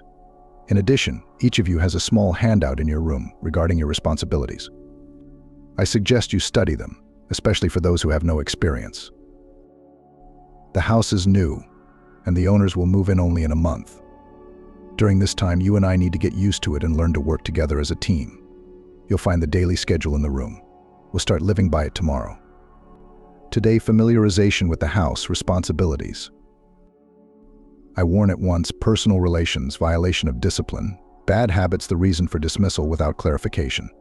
For all this, you will have a weekend in the house. You are obliged to behave with dignity. The master is a man strict, conservative. Living in the house, he will be with his spouse and son. Perhaps his son's sweetheart will live in the house. How old are they all? One of the maid girls asked. The master's name is David. He and his wife Addison are 45. His son Matthew is 23. His girlfriend Ciara is just over 18. If I'm not mistaken.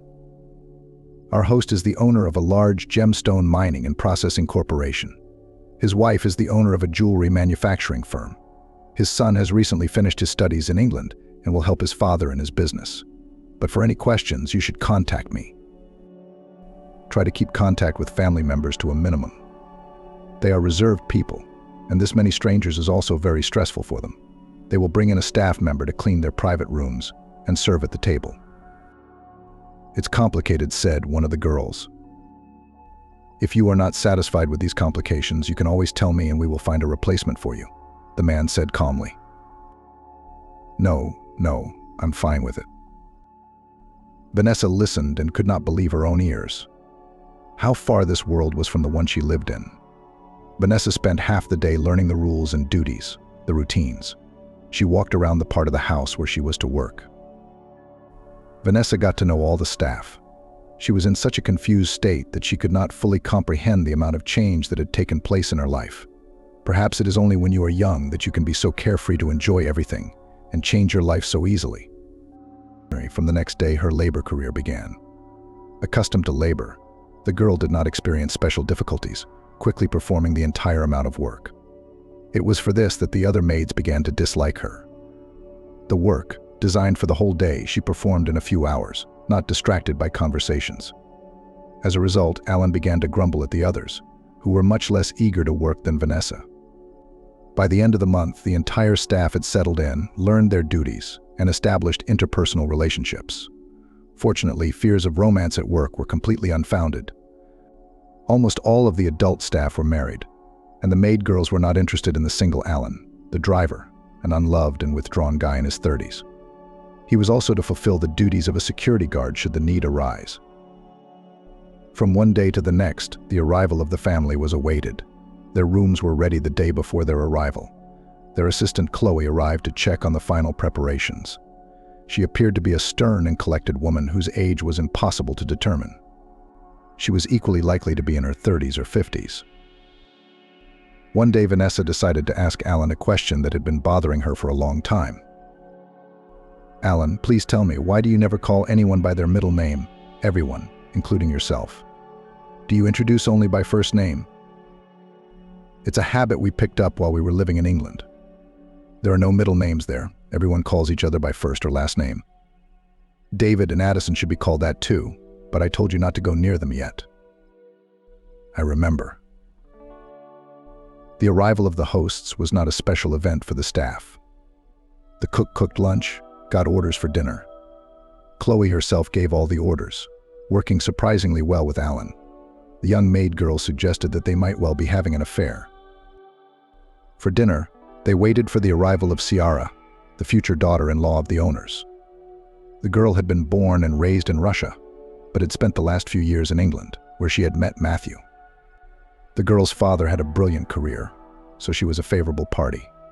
She was to be surprised and charmed. What was Vanessa's surprise when she recognized her former classmate in the girl who arrived, the same one who had made her school years a living hell.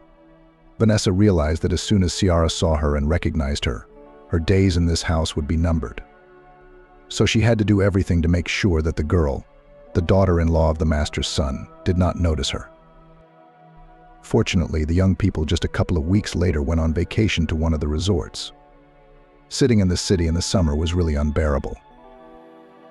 One day, Vanessa came running into one of the rooms, checking the dust on the top shelf of a massive closet. Getting to it with her short stature was impossible. She had to use a small ladder. Engrossed in her work, she didn't immediately notice she wasn't alone in the room. That's why when Matthew, who was watching her, coughed softly, she flinched, lost her balance, and fell down the stairs. Although the stairs were not high, the bruise from the fall could have been quite painful and serious if Matthew hadn't caught her on the fly. Tall and athletic, he picked up the petite girl as if she were nothing. For a few moments he held her in his arms, keeping his admiring gaze on her. It was the first time Vanessa had ever caught such a look of admiration. Since high school, she had been accustomed to thinking of herself as inconspicuous, unassuming, unworthy of attention. In college, the situation was no different.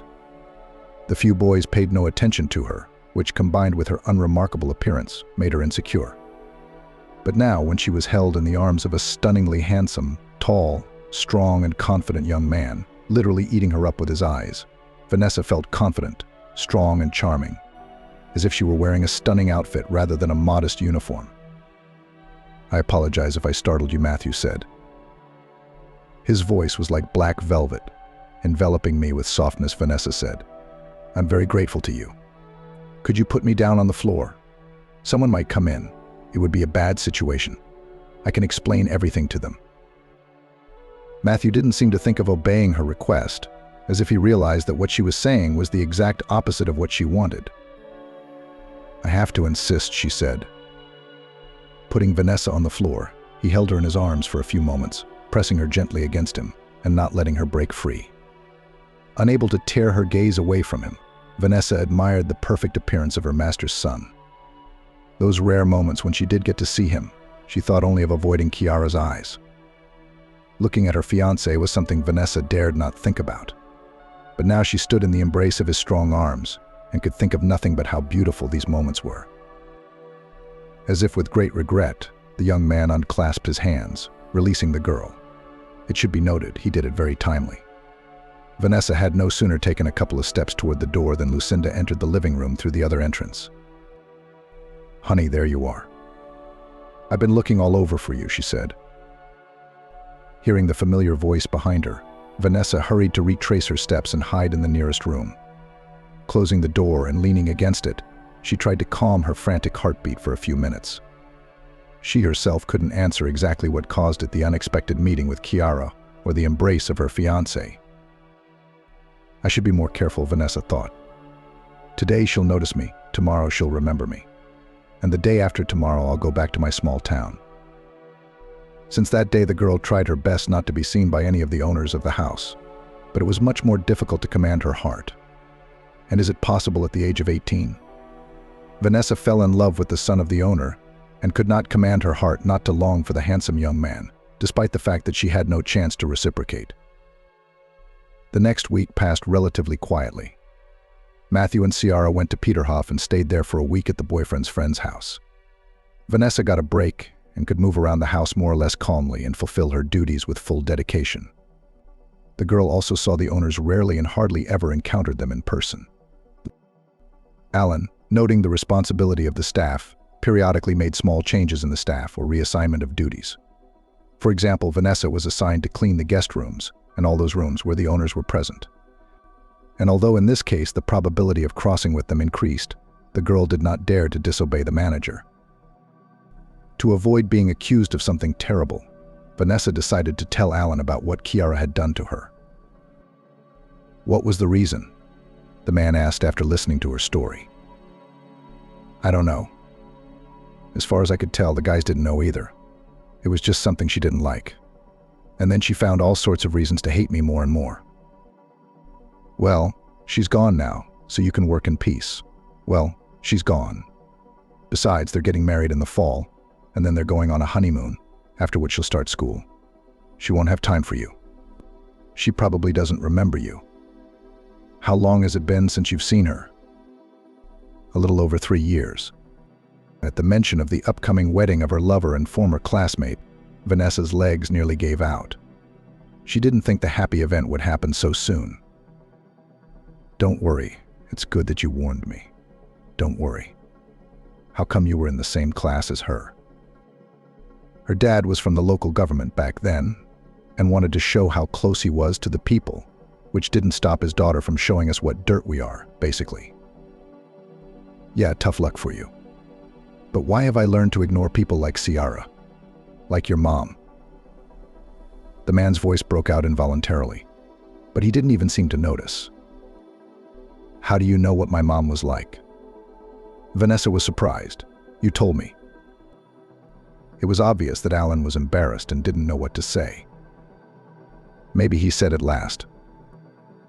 The next day, Vanessa met the owner of the house for the first time. She was cleaning the table of photos, humming her mother's favorite song. At that moment, David entered the room. "Jessica," he said involuntarily when he saw the girl. "No, I'm Vanessa," I'm sorry, I didn't know you'd be home at this time. Alan told us to do the cleaning in your absence. That's okay. Go ahead and work. I won't interrupt you. You just remind me of someone I know. My mom's name was Jessica, David said unexpectedly. Vanessa continued working. At Alan's insistence, the staff tried not to engage in conversation with the owner. She didn't see the man's face change, as if he had seen a ghost in front of him. The next day, Alan told her that Chloe and the landlady were away on business, and in their absence she would be responsible for cleaning the owner's rooms. Why me? I thought I was only allowed to clean the hallways and the living room. It's David's personal order, Alan replied. It was obvious that he was not happy with this decision. Vanessa was not going to argue with her boss, so she went to clean David's room, assuming that he had already left for work. The huge apartment, furnished in classical style, decorated in gray pastel colors, reminded her of a trip to a museum. She spent a few minutes looking at the rich furnishings, which were different from what was in the rest of the house. That was why she did not immediately notice that her host had not left, but was sitting in a deep armchair by the window, apparently immersed in his thoughts. The girl's first impulse was to go out and return later. But at that moment the man raised his hand, in which he held an old photo from his seat. It was perfectly visible who was depicted on it. The black and white photo showed a happy couple standing, embraced on the seashore. The young man was David, only much younger by about 20 years. And the girl Vanessa recognized her mother. It was the very photo she had found after her mom's funeral. Only in her mom's photo, the man was ripped off. Unable to restrain the first impulse, the girl said, "Where did you get a photo of my mom?" David flinched. He seemed to be so absorbed in his thoughts that he didn't notice her entering. Quickly putting the photo away, he stood up and got ready to leave the room. "You didn't answer," Vanessa stopped him. "You made a mistake. That's me and my wife when we were young. My mom has the exact same photo, only you're torn off. And your wife is the same height as you. That's my petite mom in the photo. How do you know her?" Vanessa looked into the man's eyes. Many times she had read in books that in the eyes you can find the answer to all questions, and she had never understood how that was possible. Now, looking at the pain reflected in them, the girl realized what the man could not say out loud. "You're my father," she said. David took a deep breath and turned away from the window. Apparently it was easier for him to talk that way. "Yes, but I didn't know Jessica had a baby for a long time. When we broke up, I had Alan keep an eye on her, watch her from afar, help her if she needed it. A year later, however, he told me he'd met Jessica. She absolutely refused any help or any mention of me at all. It turns out he didn't stop looking after you. When you were orphaned, he was the one who made sure you were placed in our home. And you didn't know about this?" "No, not until yesterday. He wanted to keep you close so you wouldn't get into trouble. He hoped I wouldn't recognize you. Basically, he had the right idea. We weren't planning on living in this house for long. The chances of us crossing paths were minimal. But why did you and Mom break up? Do you have any idea? I had a family, a kid, Jessica. And Jessica was just a temporary fling." A distraction from the family routine, the girl finished harshly. "No, you're wrong," David objected. "She was never just an infatuation for me. Not her. She and I met here in Chicago. She was visiting the museum, and I had business nearby. We bumped into each other, got to talking. Then walked around the city until midnight. I just lost my head so much that I sent my family overseas and flew on vacation with Jessica. She was so sweet, so pure, so light, so trusting. I was serious about divorcing Addison and marrying your mom. What stopped you from doing that?" "My father. When he found out what I was doing, he was quick to bring me back down to earth. Our business was completely dependent on Addison's father. If I'd left her, my father-in-law would have left us with nothing, at best. At worst, we'd be found somewhere out of town. And it wasn't just my life I was risking. Jessica wouldn't have survived either." I couldn't lie any further, so I told the truth. She was broken and crushed. In the end, she asked me to leave her and never come into her life again. I couldn't just let her disappear. I offered to move to Chicago so I could see her once in a while. And what did she do? Did you know your mother well? She refused, Vanessa replied. Of course she did. I haven't seen her since, but my father asked Alan to keep an eye on her. Well, you know the rest. I saw the deed to the apartment, so Alan gave it to me. I didn't realize who he was at the time. I see now. Maybe he didn't tell me about it. I didn't know about you until yesterday. I mean, the best person to ask is Alan, I guess. I was having a hard time with our breakup. I wanted to go to her and apologize, but suddenly I got the news that Matthew was very ill. I got on the same flight to see him. My father did everything he could to save Matthew, and I came back as late as possible. When I got back, Alan said Jessica was missing, and he couldn't find any trace of her. That's probably when you showed up, and that's how he kept you from me. Maybe he did the right thing. Knowing that my beloved had a child with me, I could hardly resist leaving everything for you. But you had a child in your family too. Yes, I did, David said absently, and turned back to the window. Vanessa decided that the conversation was over and left the room quietly. As she was about to close the door, she realized and asked, "Can I continue working here?" "I won't say anything to anyone, I promise." "You're just like your mother." "You're not a mercenary," David replied. "I don't know what you mean." "Of course you can stay, but promise not to tell anyone about anything. If I may, it's going to be hard to explain now." Back in her room, Vanessa took a long time to come to her senses. The man she had never dreamed of meeting turned out to be her master, the owner of a huge fortune and family. Vanessa tried not to think about it at all.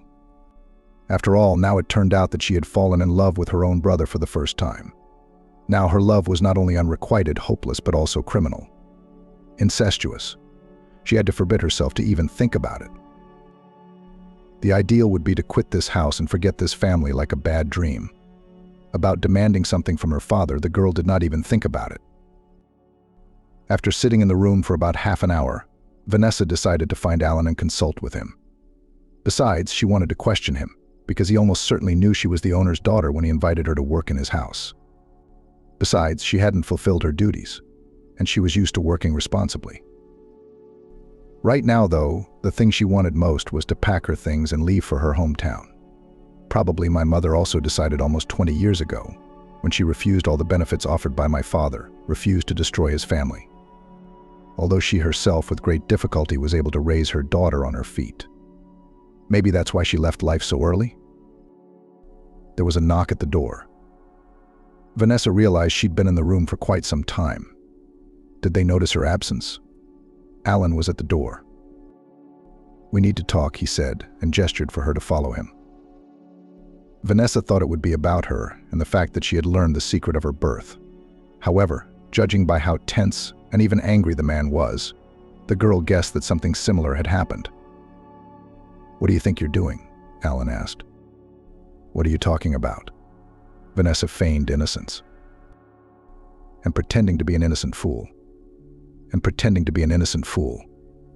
She's making a spectacle of herself here, saying that Ciara might slander you, and she's hanging herself around Matthew's neck." "I didn't hang myself. I fell down the stairs. He caught me. And at 12 this afternoon, I've been bombarded with questions about who he is and where he's from. I don't know where he is or how he's acting. I was checking the dust in the closet. Standing on the stairs, he quietly walked in. I lost my balance, almost fell. That's the whole story of our interaction. I swear to you. Learn, girl.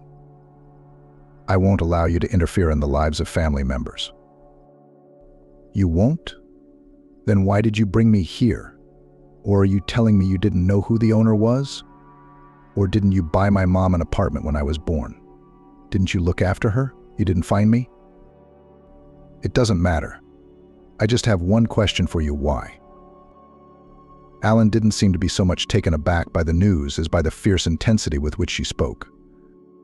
"How do you know everything?" he wondered. "You probably haven't noticed that I look remarkably like my mother, but my father did. Besides, I saw a photo of them together, so there's no reason for me to be messing around with my own brother." Still not recovered, the man sat down and was silent for a few minutes, as if gathering his thoughts and choosing words. Finally, he spoke. "Yes, I did buy the apartment for Jessica. because David had done her an injustice. He had no right to leave her like that, like a tired toy. Not her. Pride wouldn't let her tell him about the baby. Pride wouldn't let her ask for money to support her. That's why I didn't tell him anything about you. He just had no right to know that he had a child. His baby is his own. His own. But he'd already had Matthew by then. Yeah, another baby. I fell in love with her, and I wanted her to be my wife. I'd raise you like a daughter, take care of you and mommy. But she loved your father and chose him again. Again. Don't you think there's too much you're leaving out? Vanessa asked. I don't need the whole truth. It doesn't concern me. Why did you bring me here? I wanted to keep you under supervision. I didn't think he'd recognize you. I didn't think he'd recognize you, that Matthew would be interested in you. You're just a child. You're not old enough to live on your own. That's why I found you, invited you to work here. I can't stay here anymore, Vanessa said.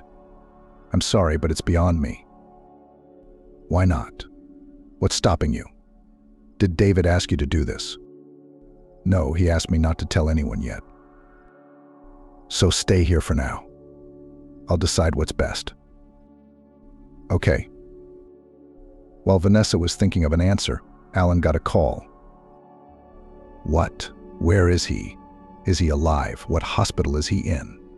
The man exclaimed. A moment later, he sprinted out of the room and rushed toward the service exit. Vanessa remained, not realizing what had happened. By late afternoon, it was learned that Matthew, while riding out of town in an automobile, had been involved in an accident. The likelihood that he would be alive was minimal. From the news, Vanessa could hardly stand on her feet. David rushed to see his son at the hospital. Alan was there too. The others had to wait to see if the young man would survive the night. By morning, it was reported that the boy needed a blood transfusion, and a few hours later it became known that the injuries were much more serious than the doctors had decided the day before. A lot of blood was needed. In addition, the guy had a rather rare group, the fourth negative. In such a situation, the ideal donor could be someone close to him. Vanessa's first impulse was to offer herself as a donor, but her Rh factor was positive. She was surprised by this. She had known since high school that children inherited their father's Rh factor, so it had to be the same for her and Matthew. Meanwhile, the search for a suitable donor was unsuccessful, and time was literally counting by minutes. Close relatives and all those who were in the hospital at the time were checked for a match. Unexpectedly, Alan turned out to be a suitable donor candidate. No one paid any attention to it at the time. Everyone was alarmed by the guy's condition and was glad that he would live. Recovery took quite a long time. The young and healthy body was taking its toll despite the serious injuries. Chiara was sent back to England by her father so as not to upset her. Besides, the school year was starting and the girl was just beginning her studies. The wedding due to the accident had to be postponed. It seemed that neither the bride nor the groom was particularly upset by this news. At the end of August, Matthew was discharged from the hospital. Vanessa, who all this time tried not to show her father in front of her eyes and not to remember about her inappropriate feelings for her brother, realized that her idea to go home at the beginning of summer was the most reasonable. It turned out that Alan had interrogated her on the day of the accident for a reason. Matthew had shared his plans for Vanessa with him. The guy really fell in love and planned to leave the bride imposed by her father. He was not at all embarrassed by the fact that his beloved was a maid and that his father would be furious when he found out about everything. He decided to share his plans with someone he had grown accustomed to trusting since childhood. Uncle Alina, his father's assistant and longtime friend, had actually raised the boy. In many ways, Matthew trusted him much more, so he decided to confide his plans for his upcoming marriage to him as well. Trust him, and ask for advice. Alan realized that the boy's youth and inexperience could ruin not only his life and career, but also hurt his father. In his first impulse, Alan wanted to send Vanessa back to her hometown. His plans were thwarted by an accident, and then he realized that he was doing to Matthew exactly the same thing his father had once done to David when he forced him to leave Jessica. However, he wasn't going to let their relationship go as far. Another naive, jilted girl and another unhappy child. No, that wasn't what Alan was going to allow. He made the decision to give them time to work things out. Maybe this relationship would work itself out, or maybe there was no love affair. just a desire to go against his father's plans, so he decided not to get involved. Besides, it had been over 2 months, and the infatuation with the girl might have worn off in the young man's head. Unfortunately for him, Matthew not only did not forget about his infatuation with the young maid, but from the first day he decided to take active steps. And the first step was a huge bouquet, which Vanessa found under her door the next morning. There was no envelope with an indication of the giver, but it was not required. There were, and could be, no options. Vanessa decided to nip his advances in the bud. Entering the young man's room, she caught him warming up. After a month of forced bed rest and recovery from fractures, the guy decided to make up for lost time. His leg was still in a cast after a bad fracture, but he had already asked to have arm exercisers installed in the room. The moment Vanessa walked in, he was working out while listening to music through headphones. He couldn't hear her enter, and she froze, seeing him so perfect, so athletic. Apollo in a cast. Considering that she'd hardly had relationships or attention from guys before, she wanted to give in to his advances, if only for a short time, and then tell him everything, or silently disappear and live the rest of her life in happy memories. She must have been too deep in thought, because Matthew had noticed her presence and was saying something to her. I'm glad Vanessa seemed to have listened to the most important part of the conversation, considering how wide and happy the guy was smiling. I'm sorry, I was listening. What were you talking about? I was saying that I'm going to break up with her today and tell my dad.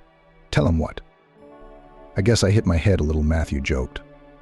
I couldn't help it, and I can hear you.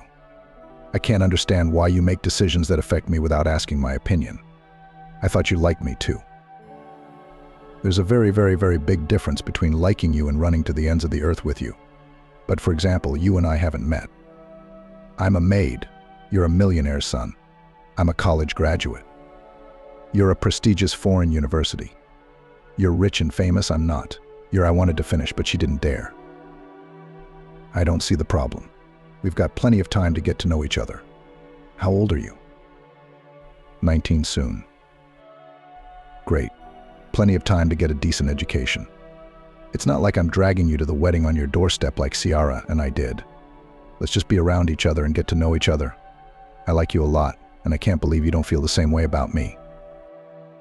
With those words, Matthew reached out his arms to her and gently pulled her to him. She should have resisted, should have turned away, should have pulled away and pushed him away. Great came a familiar voice. I'm gone for a couple weeks, and he's already smirking. With some girl.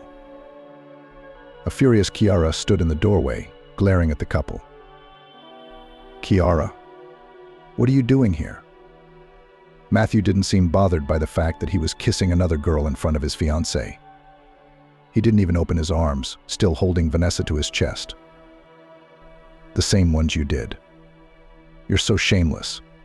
Now let her go. I don't know who you're hugging. It would have been nice if she was a famous model. Stop, Ciara shouted, yanking Vanessa's arm away from Matthew. I can't believe it. The maid. What are you doing here anyway? You haven't changed a bit. You're still the same ugly gray mouse. Ciara, stop it. Matthew stood up for Vanessa, not surprised that the girls knew each other. What are you, silent? Did you choke on your tongue as usual? What brings you here? Are you trying to get back at me? You sneak into my fiancé's house and get into bed with him. Don't get your hopes up, you won't get him. Ciara, you're wrong, Vanessa tried to justify herself. I took a job in this house, not knowing that it would soon be yours. I came to Matthew's room to see if he needed anything cleaned or brought in, and I accidentally fell on his lips. And he asked me to help him up out of his chair. I did, Ciara finished. You've never been good at lying, but now you decided to try. Well, that's a ridiculous excuse to fall for. Anyway, she turned to her fiancé. It's going to stop today, or else, well, she knows it will be otherwise. With that, the girl left the room, slamming the door so that a painting fell from the wall. The glass shattered into several dozen pieces, one of which bounced off and hurt Matthew's hand. Damn, what a fury. He laughed, trying to pull the shard out of the wound. Let me help, Vanessa said on impulse. But after a couple of minutes, Vanessa regretted it, because she found herself pressed against the door. The young man, not waiting for her to object, kissed her. Her legs gave out and she would have fallen if he hadn't put his arms around her. Gathering her will in a fist, she managed to pull away and say, "Don't ever do that again." "But you liked it, didn't you?" The guy grinned and reached for her for another kiss. This time Vanessa managed to dodge. "I have to clean this place up," she said, ducking out the door and trying to hide in her room as quickly as possible. After catching her breath, she went back to the kitchen, grabbed a dustpan and broom, and headed for Matthew's room. This time he was fully dressed and sitting in front of the TV. "Calm down? Let's continue. I'm here to clean up the glass," Vanessa said. "I hope you won't hurt your hand with anything else." "Not anymore. But you didn't remove that shard from me either. If you behave like this, it'll stay in your hand, and you'll let it," Matthew said mockingly. "And if it starts to get blood poisoning and I die without glory or honor?" The young man's voice was enveloping and made him think of anything but work. "No, I can't let David get blood poisoning," Vanessa said. "No, you can't. He was the only one with the right blood. He's had a lot of it pumped out of him. You were the same blood before. No one else had such a rare bloodline. Not even your parents," Vanessa blurted out. She was about to bite her tongue off for that last sentence, because Matthew clung to her like a bulldog. "What's weird, your parents don't have a band like mine. I misspoke. And anyway, I have to go. Or you're not going anywhere until you explain what you meant." Matthew's tone went from playful to affectionate to categorical, unapologetic. "I didn't mean anything. Except that children most often inherit their parents' Rh factor," Vanessa said hastily. "If I remember my biology course well. If a child has it negative, it means that he took it from his parents or one of them. So if my parents have it positive and I have it negative, I'm a foundling?" "No, why? Maybe your father's Rh factor is positive. Usually children inherit it from their father. But I'm not sure, I don't know. We should go to the hospital," she suggested. The boy seemed to understand everything and began to reason out loud. "Alan's father is an acquaintance from childhood. They were friends. Alan devoted his whole life to sports, and his father went into business. When he was able to make good money, he invited Alan to become a personal security guard. Gradually, he took on other responsibilities such as running the house. Always together, always there for each other. Never a quarrel. And now Alan becomes the only suitable donor for me." "Well, maybe you don't know and someone else helped?" Vanessa suggested. "There are all sorts of reasons why a person can't be a donor illnesses. For example, maybe your mom with the same rhesus." Vanessa regretted 100 times that she had voiced her doubts aloud. "No, only Alan's," Matthew cut her off. He seemed oblivious to the fact that Vanessa was still in the room. He gestured toward the door, signaling that she should leave the room. He picked up the phone from the table and dialed a familiar number. "You can come to my room. It's an emergency," the guy shouted after he heard an attempted objection. Going downstairs, Vanessa ran into Alan on the stairs, who was walking with quick steps towards Matthew's room. Finishing her business, the girl returned to her room and began packing. It was naive to believe that she was in a position to fight this. It had some incomprehensible magical power over her, making her lose her will and her mind. The consequences could be most unpredictable and terrible. So she should have left the house, returned to her own place, and thought about how to live further, how and what to earn money for. About demanding from her father financial help or his participation in her life. The girl did not even think about it. She wanted to forget this page of her life. No sooner had she packed her things than the phone rang. It was Alan. He asked her to come up to Matthew's room. His voice was calm but strange. "I told you not to go where you don't belong." Alan greeted her with those words as soon as she could enter. "Wait, don't scare her before she's ready.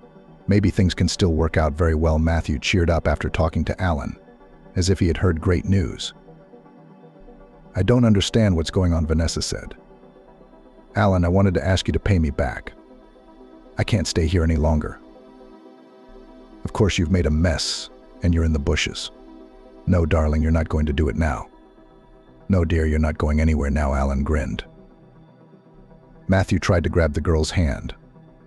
The attempt, however, was unsuccessful, and he fell back onto the bed where he had been sitting. Vanessa instinctively rushed over to him for support. I told you she loves me too, Matthew laughed, standing up easily and hugging the girl. I see that history is repeating itself again. And your father will not be happy about this news, Alan shook his head. Not to mention your fiancée and her father. My fiancée is in front of you, Matthew objected. Will someone please explain to me what's even going on here? Vanessa pulled out of Matthew's embrace. She looked from one to the other, trying to figure out what they were hiding. Alan, tell me. She knows half of this terrible secret anyway. Besides, she thinks she's in love with her brother. And don't argue, I can see that you like me, the guy said when the girl tried to get indignant. Judy, sit down. This is going to be a long conversation, Alan said. David and I grew up in the same neighborhood. Ever since kindergarten, we've done every mischief together. Never fought. Always helping each other out. We lived like that for almost 10 years until a military family moved in next door. The incoming officer and his wife had a beautiful daughter, Addison. As you can imagine, that's Matthew's mom. We were both crazy about her, chasing her around like puppies.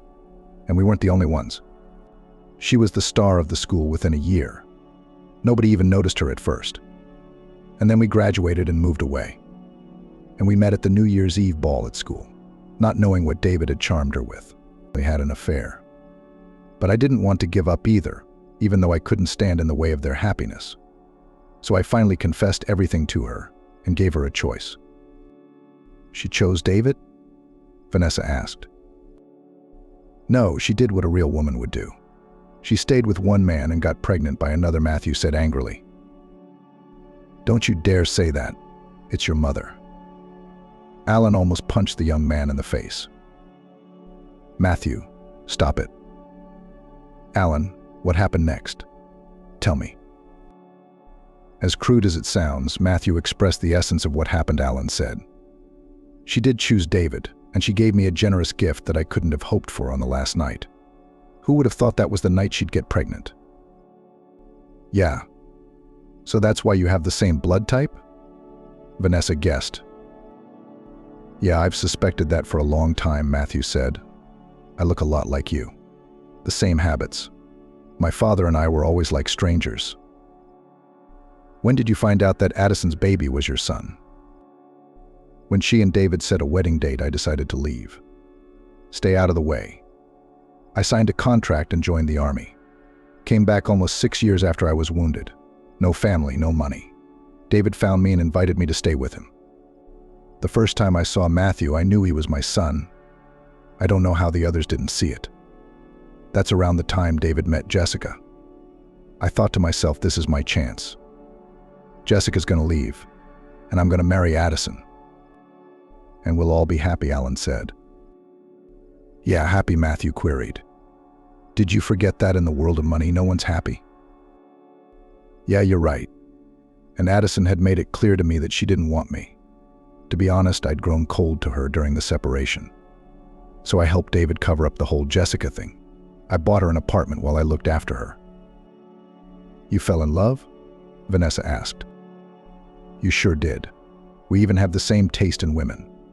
Only Jessica remained faithful to her first, and only loved for the rest of her life. Yeah, Mom never looked at another man after that, Matthew confirmed. Well, it was a story that was gradually forgotten. David took his family abroad. I went with them. I lived in 2 countries. And when Jessica was gone, I decided to move Vanessa closer to me so I could keep an eye on her. Addison and his son decided to come back to America too? Vanessa guessed. And then you know the rest, my friends. I don't know how you fell in love, but this guy interrogated me today. I had to come clean. So you're Matthew's father? Vanessa asked. Does David know? No, I don't think so. Anyway, we've never talked about it. Yeah, it's a real passion, Vanessa shook her head. It's like a movie. It's better than that, Matthew grinned. Now, I don't know if my alleged father will send me away and bequeath all his millions to you. Matthew, stop it. It's not funny. That's not funny. It's only fair, really. And I won't have to marry you or your daughter. I mean, he doesn't need me to make family connections with his business partners. Hey, I'm a good sport about this. Hey, I'm a good sport about this. You're going to be a rich heiress, and I'm going to get you again. Then I'll have the money again. Matthew seemed to be enjoying the situation. I wouldn't be so happy if I were you, Vanessa said. I think we should keep it a secret. At least for now, Alan said. I mean, Dad, are you crazy? Where's the secrecy going to go from here? So for a quarter of a century, everyone was silent. And it's not like David hadn't guessed anything. I suggest we get everyone together at the family council and confess everything. Have a night of revelations, Matthew suggested. It turns out that both parents were dishonest, both cheated and both had children on the side. Yourself? Alan questioned. But in fact, I'm an illegitimate child too. I'm not sure everyone will be as thrilled, Vanessa replied. I'm sure we can't keep quiet, Matthew insisted. Let's do it this way. I'll tell David myself. And then we'll think about it. The three of them went about their business. And not knowing that the capricious and resentful Ciara had already complained to her father about her fiancé Matthew. The man had never been known for his gentle nature, being resentful and suspicious. The fact that his potential partner couldn't keep his son in line meant that he would be just as soft in business, and he didn't want to do business with such people. By the time Alan had persuaded Matthew and Vanessa to keep quiet and not tell anyone what they'd learned, Ciara's father had already ordered the withdrawal of his investments in all of David's projects. Breaking up the deals threatened to lose large sums of money. Not getting a clear answer from his subordinates, David went home in a frenzy to seek an answer from his son. And the first person he saw in Matthew's room was his newfound daughter Vanessa in his son's arms. "How dare you?" David screamed at Vanessa. "Did you purposely show up to destroy my family? I will crush you to dust." "And you, puppy," he said to Matthew, "get dressed immediately and go to your fiancée. I don't care how, but you will beg her forgiveness. You'll restore the engagement. Her father will get his money back, invested in my business. And I'll deal with you later," he said to Vanessa. "I wouldn't be in such a hurry," Matthew replied. "Besides, you can't tell me what to do. I'm not even your subordinate, let alone anything more." "What did you say?" David was outraged. "I'll take everything away from you. You'll forget what expensive cars and resorts look like, where you used to spend my money." "I'm scared," Matthew replied calmly. "I'm already educated. Thank you, I'm sure, but you can't take it away. But you can't take it away from me. I'll take care of the rest." "You've never earned a penny in your life. You've never earned a penny in your life. Now you're showing a little attitude," David continued to shout. "I'm a grown man. As soon as I'm in shape, I'll leave your apartment. What's the holdup? I can have the room today. I think it's rightfully yours for your child to occupy." "Yes, Dad," Matthew said calmly. "Or did you think that your little secret of having a daughter out of wedlock would remain a secret?" David turned pale and sat back in his chair. He seemed suddenly short of breath. "What makes you think that?" he hissed. "Oh, don't say that. I have the courage to confess. And bonus, you get one more little secret. But just in case you think I'm hugging my own sister, Matthew." "What are you talking about?" David shook his head. "Yeah, so he didn't know. Well, Alan wanted to tell you, but I beat him to it." "Tell me what? Dad, have you known this your whole life?" Matthew stared at his father. "Didn't you ever see anything in me in common with him? Even I had my doubts as a child, when he and I had common tastes and interests." "That's impossible. Addison was faithful to me," David said stubbornly. "By and large, yes. They had a little adventure with your friend before you got married. That's why he moved away, so that he wouldn't interfere with your happiness." "You're wrong about what? That I'm his son?" Matthew asked. "I assure you I only found out today. Or rather, I guessed it, thanks to your clever and attentive daughter Vanessa. It was in her bright head came the idea that the parents with a positive Rh factor, having the second type of blood, cannot have a child with the fourth negative. Genetics is a scary, stubborn, and surprisingly accurate in such matters. I checked. Vanessa was right. The fact that Alan was the only suitable donor only made her suspicious. And you should have warned us all, Matthew continued wryly. Why? Because you should have been in school, not skipping classes. Vanessa looked at Matthew and couldn't believe her own eyes. In just one morning, he had gone from a sweet and handsome boy to a tough and sarcastic one. He seemed to enjoy seeing the effect his words had on David. Meanwhile, the man was getting worse as he unbuttoned his shirt collar and loosened the knot of his tie. From the change in his complexion, his condition was alarming. "Matthew, stop it," Vanessa exclaimed. "You can see he needs help." Grabbing the phone, she called an ambulance. Then she called Alan and David's driver. Together, they managed to carefully take the man downstairs to the exit, where the ambulance was already arriving. The girl decided to accompany her newfound father to the hospital. She instructed Alan to talk to Matthew so he wouldn't do anything stupid again. David was taken to the hospital just in time. On the background of high blood pressure and stress, he had a stroke. Fortunately, there were doctors nearby, which meant that it was hoped that the consequences would not be so devastating.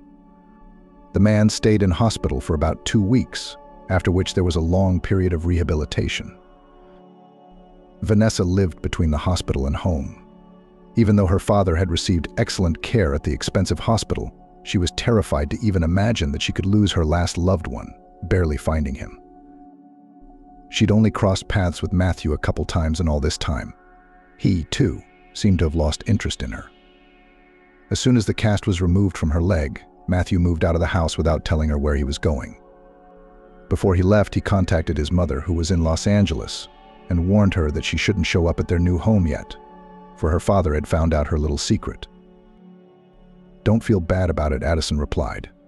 "He has one of his own." Suddenly, his illegitimate daughter, Ciara, had turned up and was now staying in his bed. He's probably already made her his sole heir. "So you have no business in LA," Matthew said sharply. "What daughter? What are you talking about?" "Matthew, your life with him has never been perfect," Addison replied. "So I don't think you're surprised by this news. Besides, he's a man, and men have a tendency to have affairs on the side. At least, I understand him. Besides, it's not your place to complain about him." "Hisham, how's he doing?" "He'll live. They got him to the hospital on time, and he's got the best doctors in the world." "Have you been to see him?" "No, why?" "As it turns out, I'm nothing to him now." "He raised you? Even if you didn't know he wasn't your father, he put all his heart, soul, love, and a lot of money into you." "Is that what you're saying?" "That too. How can you be so callous?" "I'm not callous. I'm sober. There's no point in me staying there now, which is why I'm calling you so you don't accidentally show up. I'm on the next flight out.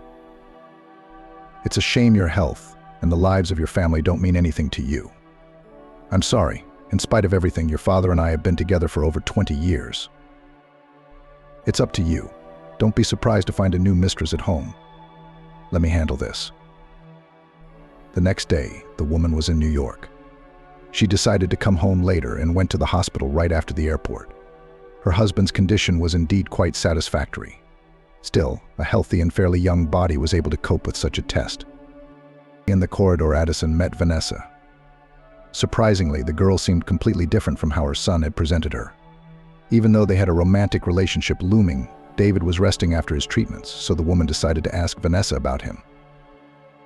Vanessa talked about David's well-being and the doctor's prognosis. Somehow, imperceptibly, the conversation turned to who Vanessa really was. The girl told how she herself had found out that her master was her father. How Matthew had guessed that Alan was his father. In fact, they hadn't noticed how they had talked for hours, sitting in the quiet hospital cafe. After talking to the girl, Addison went to her husband's room and Vanessa went home. She was to give the order to prepare a room for the mistress. Lately, she had taken over the housekeeper's duties and was doing a fine job with them. Alan was away on a business trip.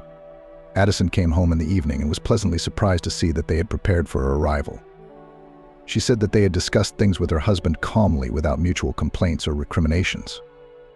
In the end, they came to the conclusion that they would keep the family together, because many years had passed since their transgressions. Matthew David promised to help with his own business, and Vanessa to send to study. Now it was their mutual children. Besides, Vanessa had no one else but them. Sometimes life presents us with serious tests of willpower, kindness, loyalty, humanity. It is important not only to deal with the problem, but also to understand and learn the lesson. And the most important thing is to remain human in any situation. Vanessa was lucky. Life compensated her for the most difficult loss with several new acquisitions: family, prospects, opportunities, study. And although no one and nothing could replace her mother, now she could rely on her father.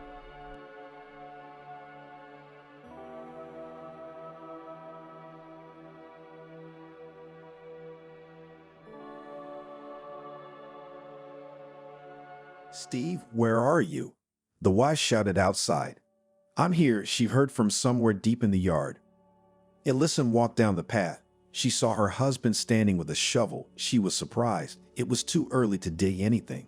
When she walked over, she realized what was there. She smiled. Well, finally, she had been asking him to clean the cesspool for a long time. "Yo, do you know how much is in here?"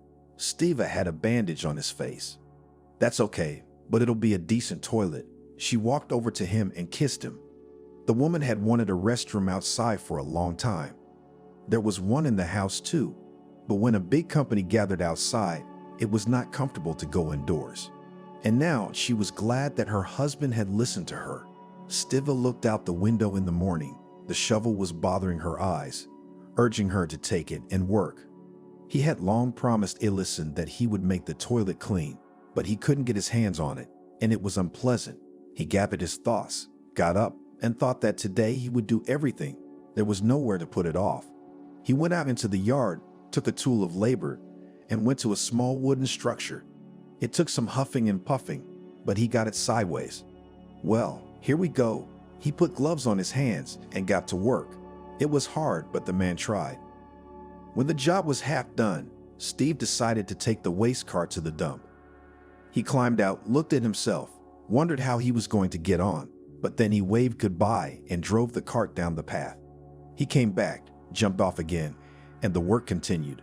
Suddenly, the shovel bumped into something hard. Steve tried next to it, but it was there too. "The ground can't be so hard," he said to himself and poked the shovel further and harder, but nothing came out. Alina, come here," he shouted in the direction of the house. "What?" 5 minutes later, the woman was here. "Look," the man poked with the shovel in several places.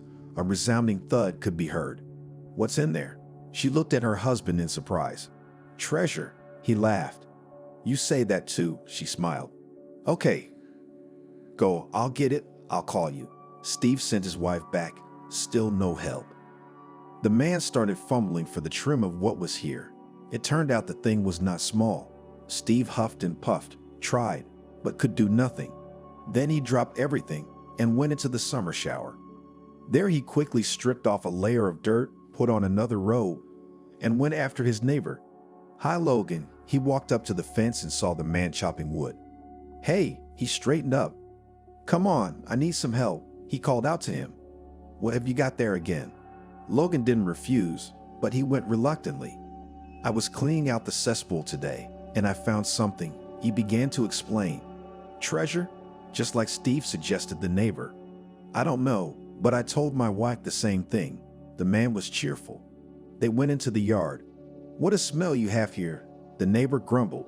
"Nothing, you'll get used to it." He led Logan to the hole. "Wow," Logan looked at the find. "You should change your clothes." The neighbor looked at him. He went to the barn and brought Logan some old clothes. When he had changed his clothes, the work continued. But the two of them couldn't get anything out. The box, or whatever it was, wouldn't budge. "I'll go get Lucas." Logan looked at his neighbor. "Yeah, just take off your clothes," Steve warned him. "I'm just going to the fence." He didn't want to waste time. He was already interested in what could be there. Sergi came to the rescue very quickly. He was already in his work clothes. Logan warned him. "The three of us worked together." They managed to shovel a little bit, and friends with crowbars picked it up. Now all that was left was to get everything upstairs. The neighbors were all muddy and their hands were slipping, but they were getting closer to the goal. When the big box was on the ground, the men looked at the find, and each began to sketch out ideas of what it might be. "It looks like a coffin," said one, saying either it was getting scary. "All right, showers are over there. You go ahead, and I'll do the work here," Steva commanded them. He went to the fence, took off the hose, untwisted it, hooked it to the water. The strong jet immediately began to wash away the dirt and everything else. The further the box became clean. Steva became convinced of his friend's words. It was indeed a coffin, but not a simple one, but a zinc one. When the friends returned, they opened their mouths. They stood there stunned and stared at the find. "Is it like that?" Logan asked. As you can see, Steve didn't know what to do or say next. He also went to take a shower like the others. Work was definitely over for the day. Steve called out to his wife. When she came out to look, she opped and crouched down. "Steve, that's it," she spoke softly, her voice shaking. "Can't you see?" He walked over to her. "I can see, but how? Where from?" Alison cried. Steve and Alison had long dreamed of buying an apartment. They were very picky. The couple had met recently. Both had marriage under their belt, children, but there was no love. They sought each other, and there was an instant spark between them.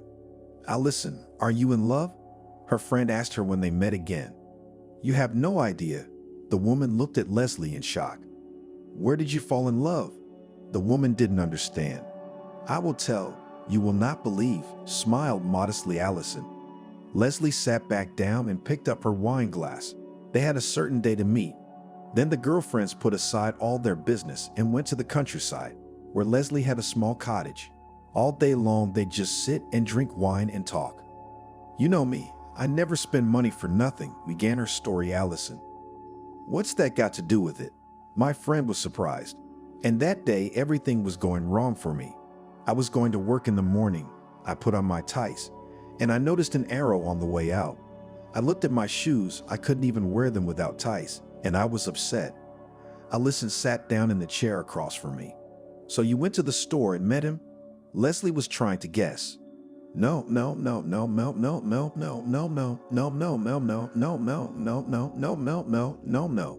She put on her old sandals, which were comfortable without pantyhose, and hurried to work.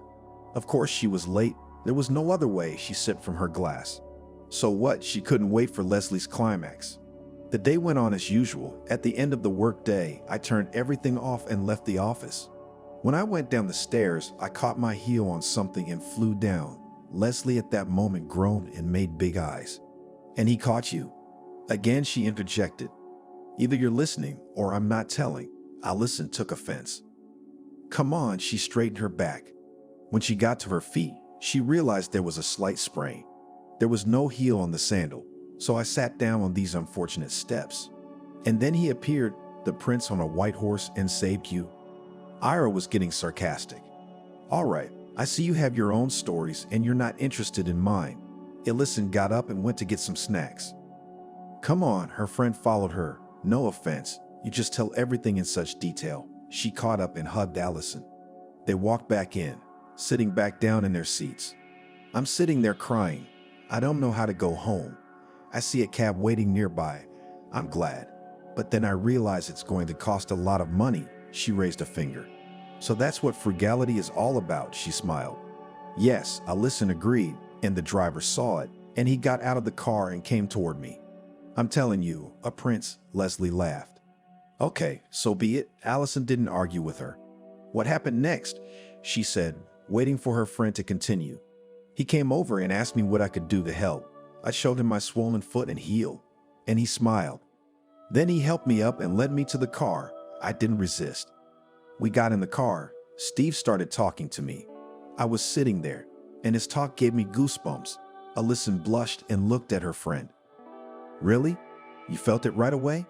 Leslie wasn't laughing now. "He admitted later that he had something like that," Alison said. "Wow, did you invite him over?" My friend was curious. "I wanted to, but I was shy. We got to my house, and I got out, and I couldn't stand on my feet. So he ran out, gave me his hand. I leaned on him. The perfume I smelled made me almost faint. Steve took me to my apartment and looked at me, but I couldn't understand what he wanted. They laughed later about the fact that he was waiting for payment," laughed Alison. "God, That's so Donaldic. Leslie stood up and added wine to the glasses. I didn't dare ask him out. I thought we'd never meet again, she chided herself. And the next day I got ready for work, stretched my leg, put on comfortable shoes, went out, and he is standing at the entrance. The woman blushed again. He came for money, guessed her friend. I thought so too, and he came out, invited me into the car, opened the door.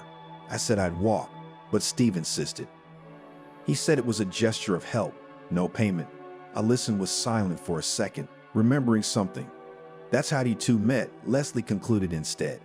You could say that. After that, he came to pick me up in the evening, and then I was no longer shy. I told him to come up, I'll buy you tea. That's where we met at the table and got to know each other properly. Now together, while we communicate, but he calls to move to him. She put a glass on the table. How interesting, and they say there are no coincidences. Leslie was silent. After sitting down, Alina told her friend to come and visit her. She would introduce her to Steve. Leslie couldn't miss such an opportunity, so she agreed to come. They agreed on what day it would happen and went home. Steve was warned about the meetings with her friend, so he did not bother with calls and questions. When Alina was already home, she dialed him herself. Hi, she still felt awkward. It's young people getting to know each other, going out, texting, and they're doing the same. I've been waiting for your call, he said in his beautiful voice. Come over, she called him every time, because she didn't want to meet on his turf. I'll be there soon, he hung up and Alina started cooking. Steve arrived as promised.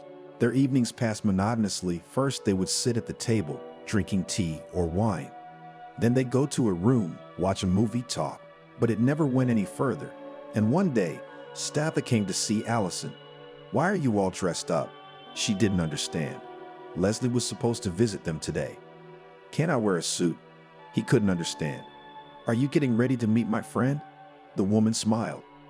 You could say that. I want to look at the highest level, Stiva admitted. Good, she'll be here soon. Alina knew Leslie was never late, and indeed, at exactly 7 p.m., the bell rang. The landlady opened the doors. Her girlfriend stood on the doorstep. Hi, she handed her a bottle of champagne and a box of chocolates. Come on in, Alina led her through the door. Leslie walked into the kitchen. There was a handsome man sitting at the table. She smiled at him and said hello. Alina's been telling me about you, he told her. And what did she tell you about me? Leslie smiled and looked at her friend. Nothing bad, only good. Stiva offered the woman a chair to sit on. This evening was a little more fun than usual. Leslie was telling different stories that she and Alina had going on. And then, when her husband left her, she got to this point. Please don't then, put her hand on hers. Okay, I'm sorry, please don't. Leslie stopped talking. Did your divorce with him go badly somehow? Steve asked. In principle, everything is fine, but I do not really want to remember these moments, especially in front of you. She raised her eyes to the man. Okay, you do not want, so we will not. Stava was ready to do everything to make only this woman was happy. Afterward, they went to see Leslie off, and on the way back, Stiva suggested sitting down on a bench. Why, let's go home, Alina asked him.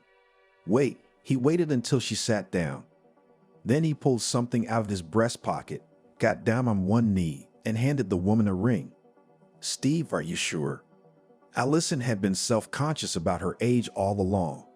More than ever, he told her, took her face in his palms, and kissed her on the lips.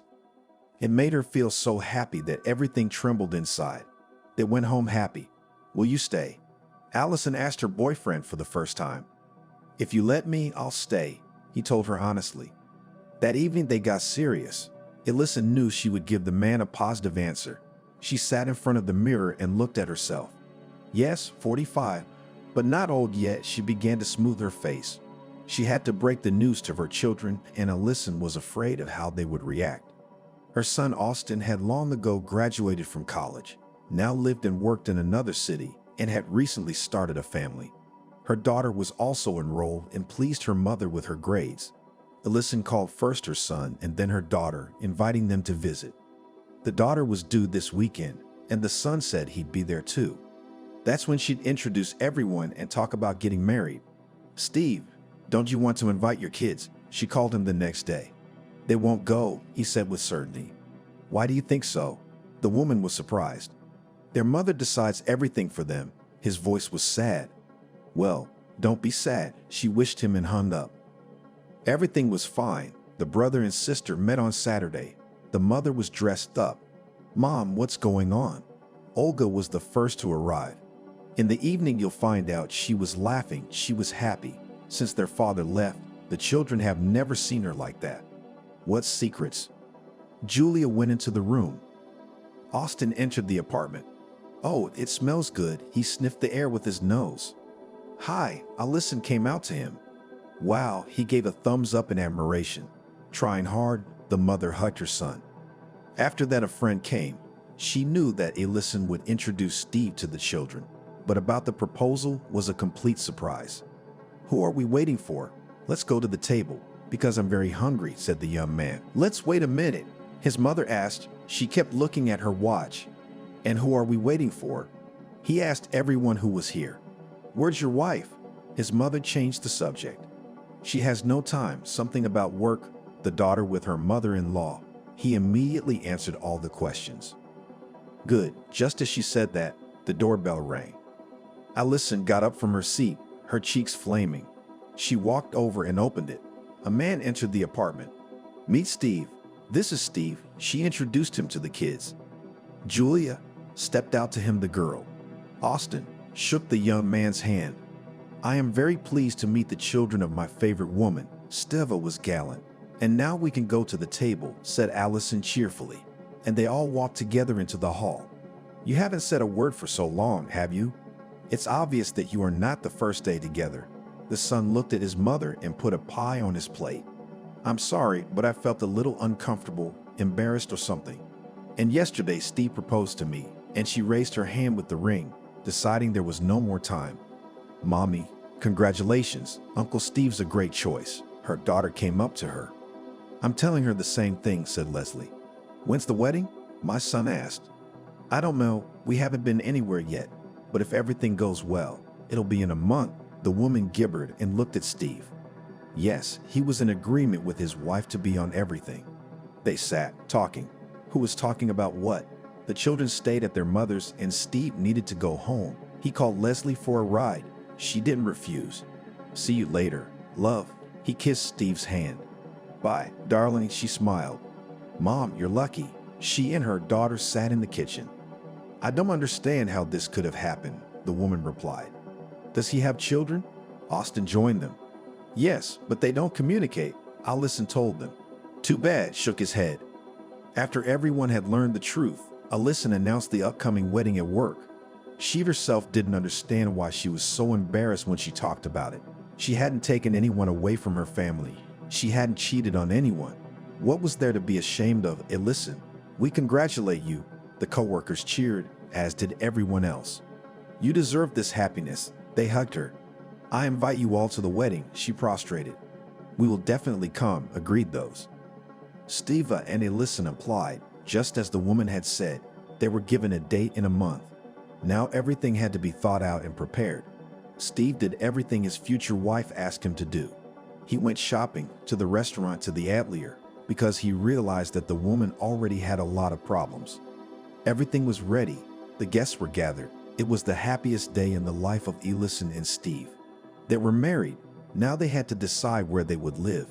Tamara's apartment was small, but it was close to her work and the center. Steve's apartment was bigger, but it would be harder to get to. So far, they had settled on the first option. The woman was comfortable here. Everything was her own. No need to get used to anything. And let's sell our apartments and buy one large and spacious, suggested the husband to his wife. Why, it was a good offer. She had never even thought of such a thing. Realtors called several times a day, wanted to show options, but the spouses were not satisfied with a lot of things. Old house far away, plumbing doesn't work, and other things. You're so picky, as if you don't want us to buy something, Steve told her in the evening. You know it's true. I don't want an apartment. Let's buy a house in the country, she suggested to him. What about work? He didn't understand her. Yes, it will be far away, but nature, sauna and everything else, she said dreamily.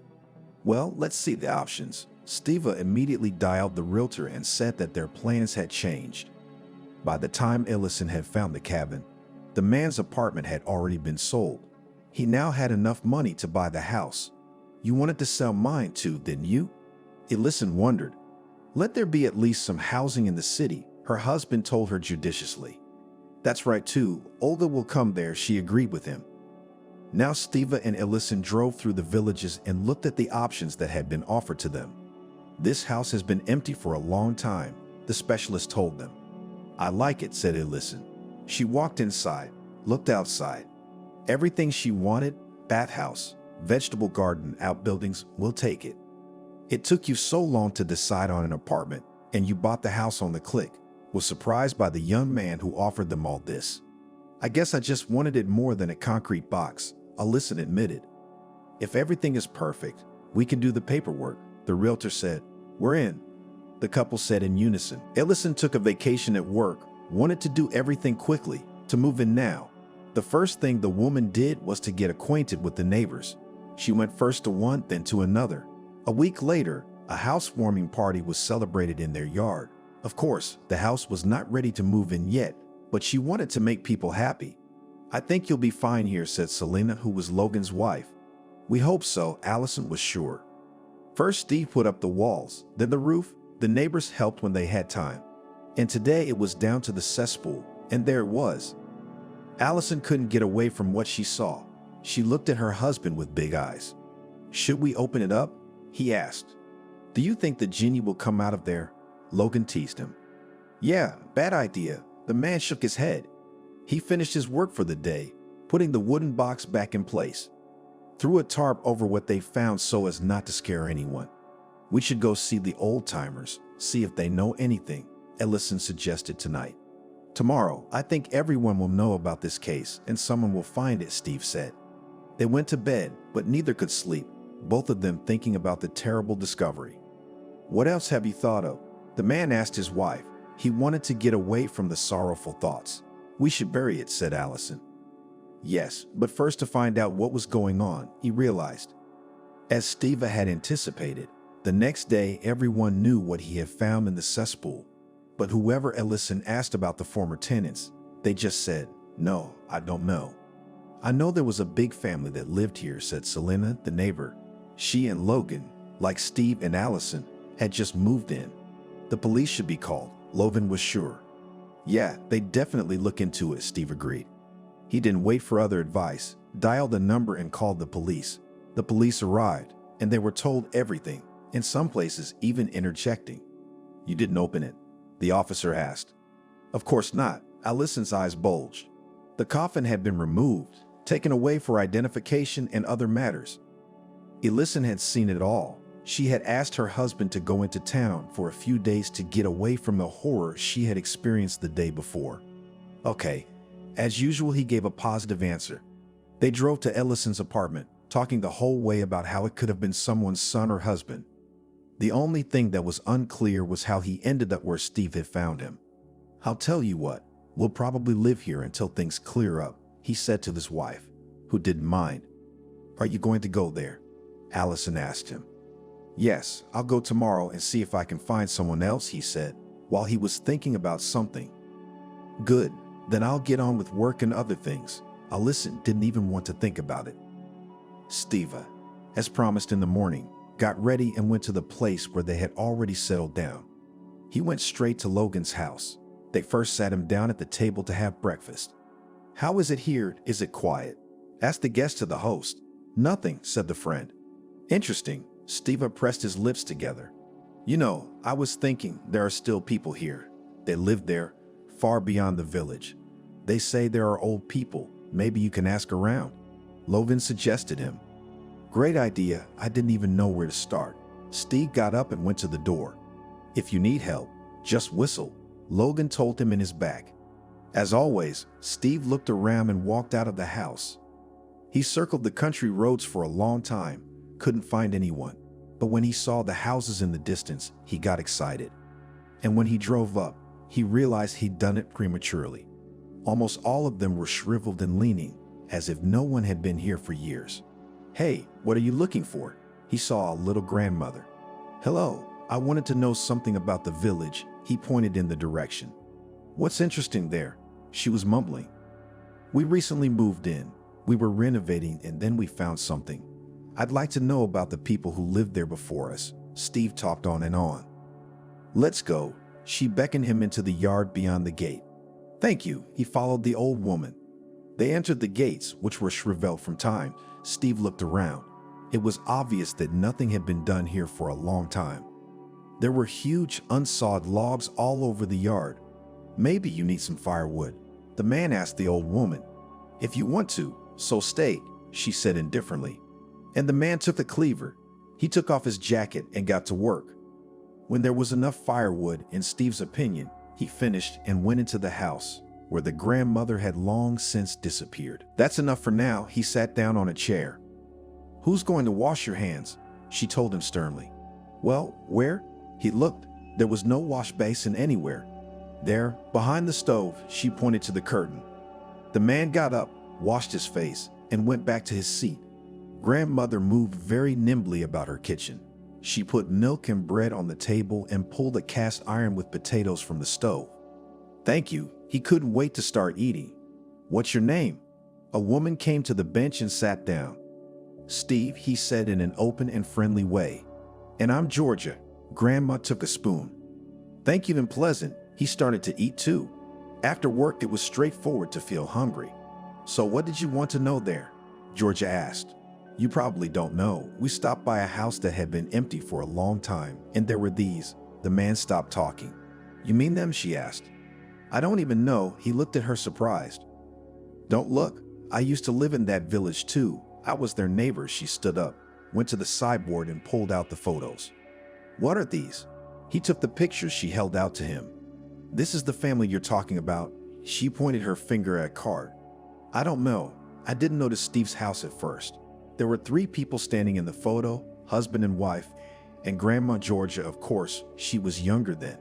And then the man saw that they were standing near the very house where he and Allison now lived." "Did you get a good look at it?" Grandma smiled. "Yes, this is the house where we live now, or rather, we are going to." He put the picture on the table. "Oh, those people had a hard fate. Who would have thought it when 2 young and healthy people came to the village?" She shook her head. "Do you know their story?"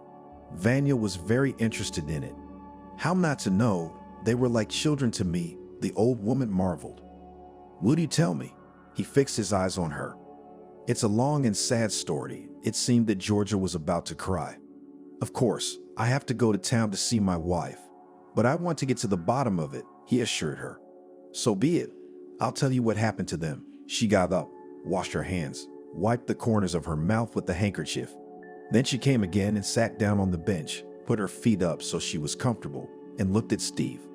The village was prosperous then. We had everything. We worked, lived, enjoyed every day. The only thing was that the collective farm was short of hands. We wanted young people to come. But the young people at that time did not care about the village. They tried to manage somehow on their own. And then, what a joy! 2 young men arrived at once, Trevor and Katie. He's an agronomist and she's a medic. We welcomed them like honored guests. They were given a cottage, the same one you live in now.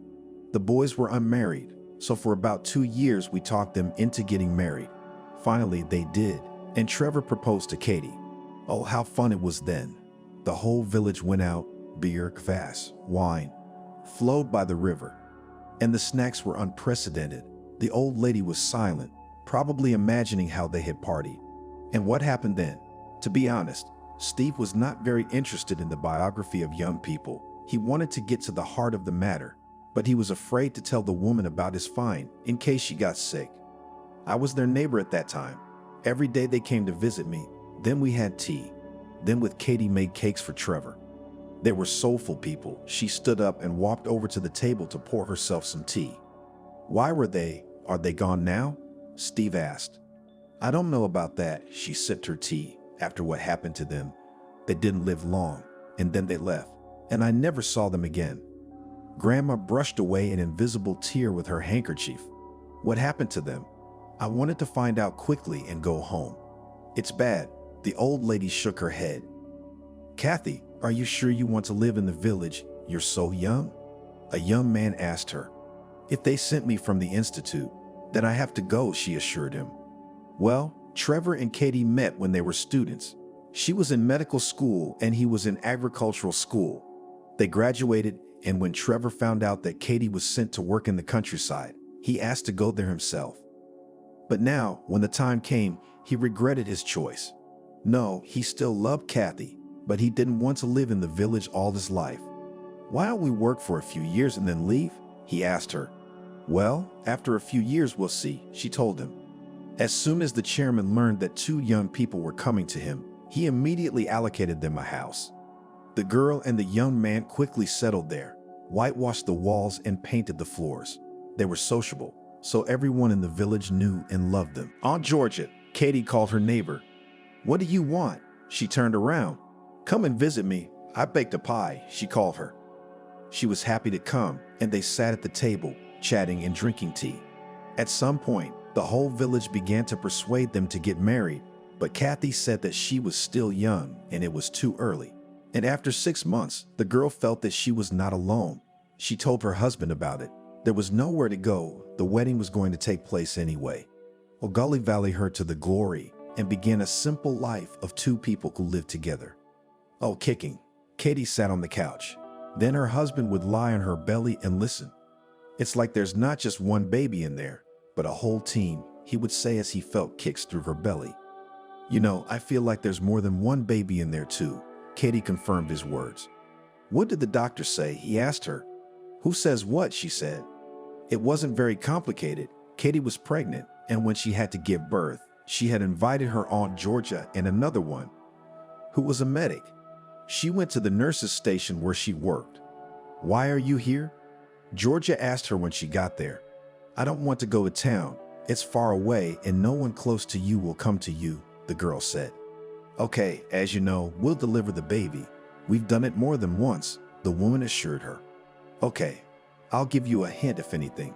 Katie was so small and her belly was climbing up to her forehead. When it started, the women scooted in. Katie breathed. She knew how to do it right. "Push," shouted Georgia, and the girl started. Time passed very slowly. The pain was unbearable. Finally, the head came out, and then the rest of the body. There, a woman lifted the baby in her arms, a boy. The second woman took it from Georgia. Katie had no time to rejoice, but the pain came again. "What's that?" The neighbor was frightened. The second one, Katie exhaled. Oh my God, it was starting again.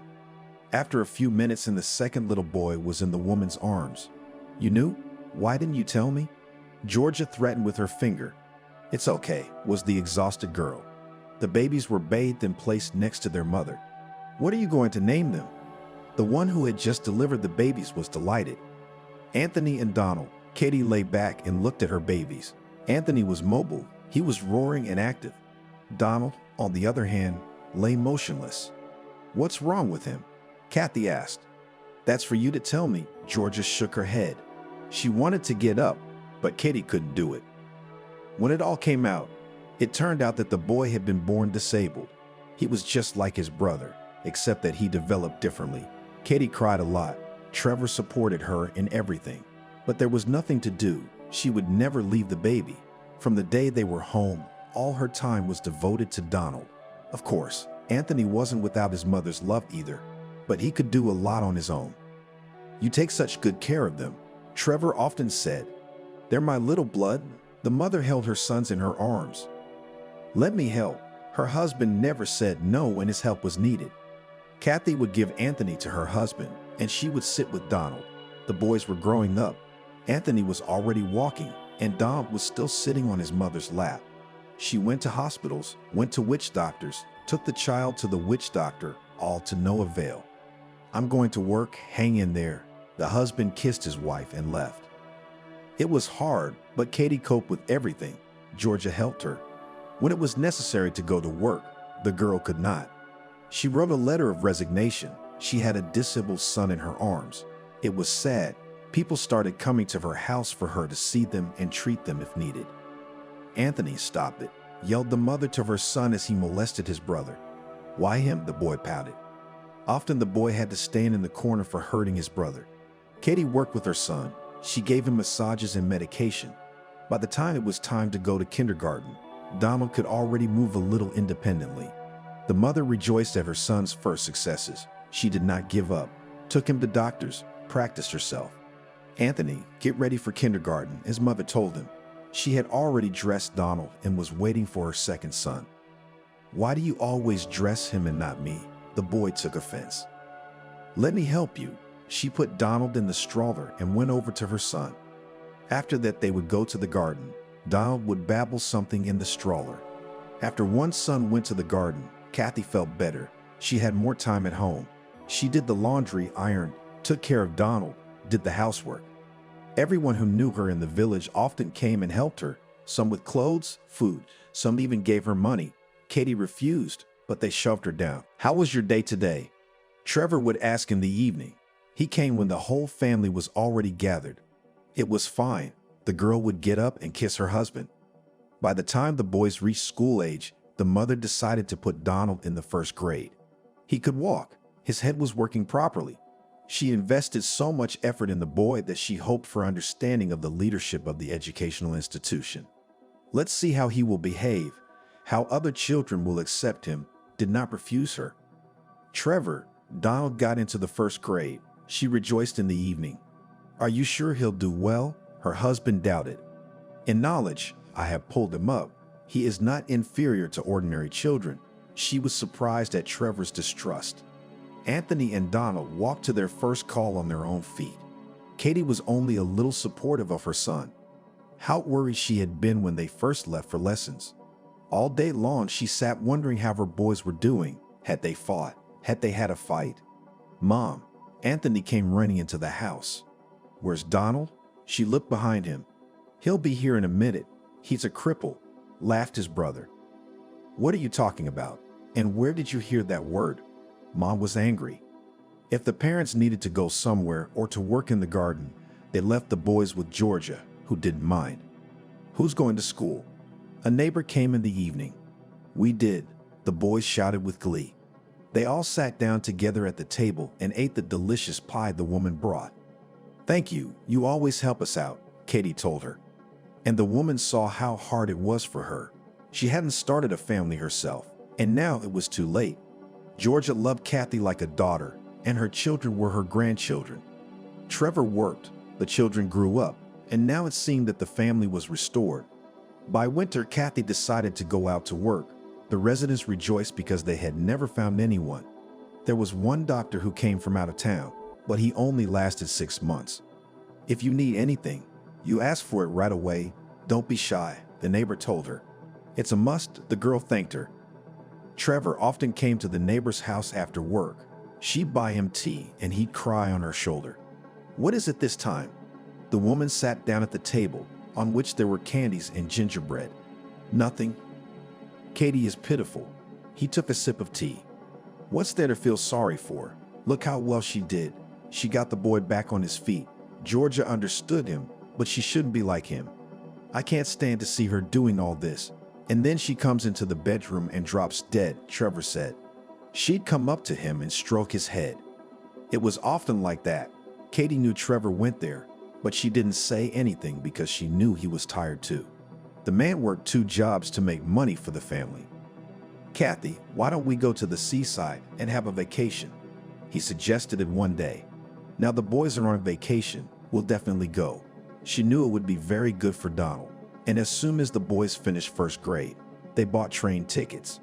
Mom, it's so nice here, sat Donald on the sand. Yes, son, she looked up and saw Trevor and Anthony splashing in the water. Here, the couple had a chance to spend some quality time together. Did you get some rest? Trevor asked her when they had gone to bed. Yes, thank you. Sweetheart, she kissed his shoulder. Everyone went home in a positive mood. There was a great mood. Nobody forgot about the neighbor. They brought her some shells and beautiful stones from the sea. Well, how? She was already waiting for them at the gate of their house. Fine, smiled the family. Anthony was pestering his brother again. Calm down, the mother threatened them with her finger. Within a day, she was already out at work. Georgia was with the boys now. A month passed. Kathy sat in her office. Grandpa Frank came in to see her. "What's troubling you?" She got up from her chair. Abruptly dizzy, Kathy fainted. "Daughter, what's wrong with you?" Bent over, her grandfather bent over her. She opened her eyes and smiled. Grandpa Frank gave her the same smile. "I guess I'll be going." He got to his feet and walked toward the exit. Katie didn't stick around either. She was in a hurry to get home. "What are you doing here?" Georgia was surprised that she had come so early. "I think we're going to have another family member soon," Kathy said excitedly. "Oh, really?" the neighbor said excitedly. They sat down at the table, poured tea, and waited for Trevor to come home from work. When he came, the women told him everything. It was very happy news. By the end of the summer, it was clear that Katie was not wrong. She was really expecting a child. "It's a girl," Georgia told her. "How do you know?" Katie turned to her. "Look, what a lifeline," laughed the neighbor.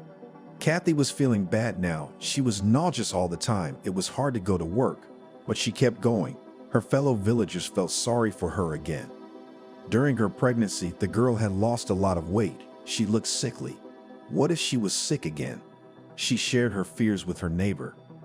"Do not think about it ahead of time," she advised. Trevor became more attentive to his wife. The boys realized that the mother is difficult. They tried not to bother her with their arguments, behaved quietly. Anthony and Donald were in the 2nd grade.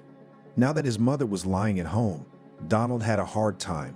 He did not understand much in his studies, and the woman could not help. Trevor tried his best, but he couldn't keep up with all these tasks either. "Stop shouting, you see, Mom is not well." Sometimes he broke down into a shout. He understood that it was hard for Katie to hear and see it. The labor started suddenly. It wasn't due yet. It scared Katie even more. She woke Trevor. He quickly ran to get Georgia. Now it was just the two of them. Trevor took the boys into the other room. No one was sleeping that night. "It hurt," moaned Katie. "Oh, girl, you should go to the hospital," worried the neighbor. The child was walking forward. "We'll get through this," Katie said. Georgia had delivered babies, but she didn't have that much experience. She twirled her belly. Finally, Katie stopped her. "It's starting," she shouted so loudly that Donald in the next room flinched and clung to his brother. No one was keeping track of time, but as it began to get light outside the window, a baby's cries echoed through the house.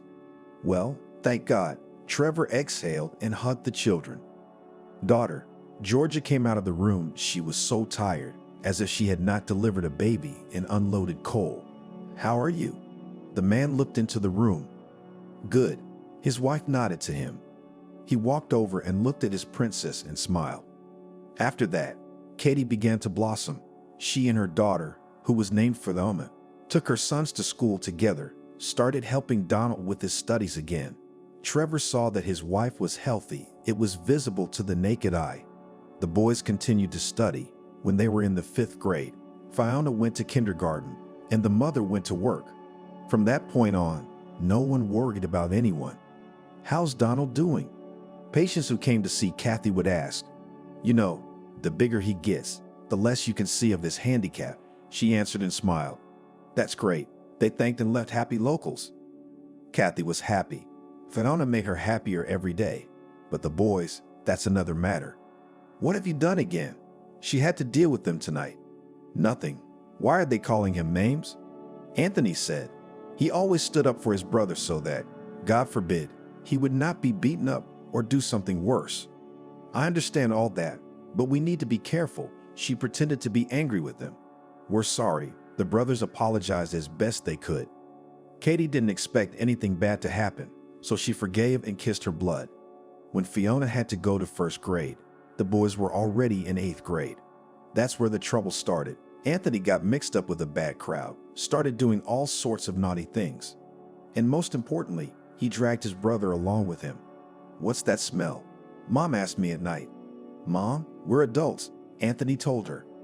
She could see that Donald was not feeling well. He was standing and swaying. "Son, what's the matter with you?" Kathy was frightened. "I need to lie down," the man said. And then all night long the woman didn't sleep. Not only did she have to help her daughter do her homework, she had to run after her sons. And in the morning she had to go to work.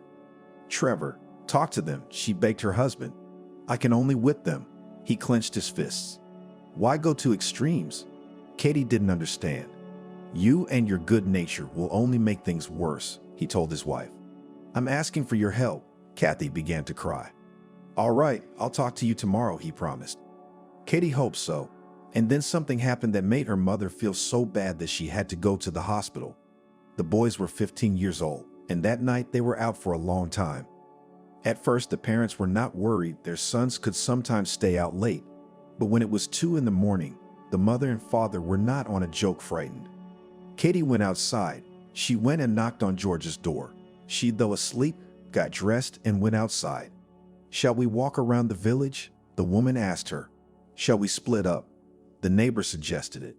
No, together first. Katie disagreed. They walked on, knocking on every house with a light on, but there were no boys anywhere. They reached the end of the village where the quarry was. They saw a fire burning in the distance. That way, Katie said. They rushed toward where the light was flickering. Donald was lying by the fire, dead drunk. Son, Kathy began to cry. That's all he could say. Can you get up? She tried to get him up, but she couldn't do it. Katie looked at Georgia, who came over, and together they managed to get the boy to his feet. A hand on his shoulder, Katie showed her neighbor. They were weaving some because the guy, who was completely relaxed, was hanging on to them. Presently, they put Donald on a bench a few houses away. She ran, went inside. Trevor, she called to her husband in a whisper. What they found him. He also spoke because the daughter was already asleep. Help please, he's sitting on the bench, Georgia, and I just can't carry him already. It's very heavy, she whispered to him, and she was very nervous. Okay, wait, just don't worry. He put something on his feet and ran out of the house. Trevor easily threw the guy on his shoulder and carried him to the house. Put him on the couch. He's drunk. He turned away from his son. That's right. And where's Anthony? The mother sat down next to Donald and cried. Why are you crying? They have their own head on their shoulders. Trevor was getting nervous. I know they have a head on their shoulders, but how old are they? Katie continued to cry. If he's not back by morning, we'll report him, the man said unequivocally. By morning, when Donald woke up, the first thing he did was ask for water. Where's Anthony? Kathy bent over him. Anthony remembered what had happened yesterday. Anthony, your brother. His mom was standing next to him.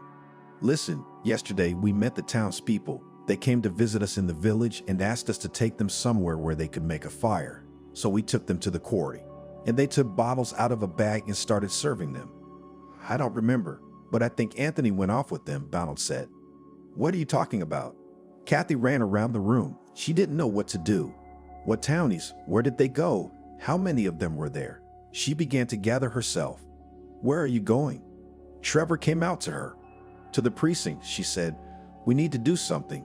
Anthony had left with the townspeople. She was already outside the gate when she saw her son. He was walking. His pants and shirt were torn. His face was bruised. My God, my son, where have you been? What happened to you? She ran up to him. Ma, I need to lie down, he told her practically in syllables. She took him inside and put him on the couch. Is Donald here? That's all he asked. Here, how did you get here? She screamed and cried. Diana came into the room. She looked at the brothers and could not understand what had happened to them. A few days later, a private man came to their house. Trevor himself was very surprised at his visit. He let the man into the kitchen and they sat down at the table. Is Anthony home? The man in the uniform asked then. Yes, I'll get him right away. He entered the room. After that, the policeman told everything. A few days ago, your son robbed the store with other boys, the policeman said. That can't be. Katie jumped up from her stool. All the evidence is against him, the cop insisted. What do we do now? The woman didn't understand. Pay the fine and it's all over at once, or I have to take him away, the man said. Okay, we will pay everything, exhaled the woman. She did not understand how from such a boy, which he grew up, could grow up such a bully. Anthony had gotten away with it, but he had gotten the worst of it at home from his father. If you ever lay a hand on another man's property again, you'll know what prison is, a man told him. I get it. The boy didn't look at his father. You know he can't drink. Why would you keep an eye on it? Katie wondered. Mom, I got it. You could see that the guy was hurt and offended. After that, the boys quieted down a bit. Donald spent most of his time at home and Anthony was always doing something. His mother wouldn't get out of the principal's office, but nothing else happened. After this incident, Kathy began to feel sick, dizzy all the time. No pills helped. But she wouldn't go to the hospital because she was afraid of what they'd say. Katie, what if it gets worse? Georgia admonished her. Thank you for your concern, but I can manage on my own, the woman replied in the same way to everyone. She was tutoring her daughter and trying to counsel the boys. What are we going to wear to the prom? The boys asked their mother. Let's buy you suits, Mom suggested. Good, they cheered. Anthony wanted to go to the city after graduation and work there. Donald didn't know what he wanted to do. His mother couldn't insist, so she just gave advice. Why do you need to go to the city? What do you want there? She cried in the evenings. Everything is possible there now. Earn to live well, her son told her. And you? She turned to Donald.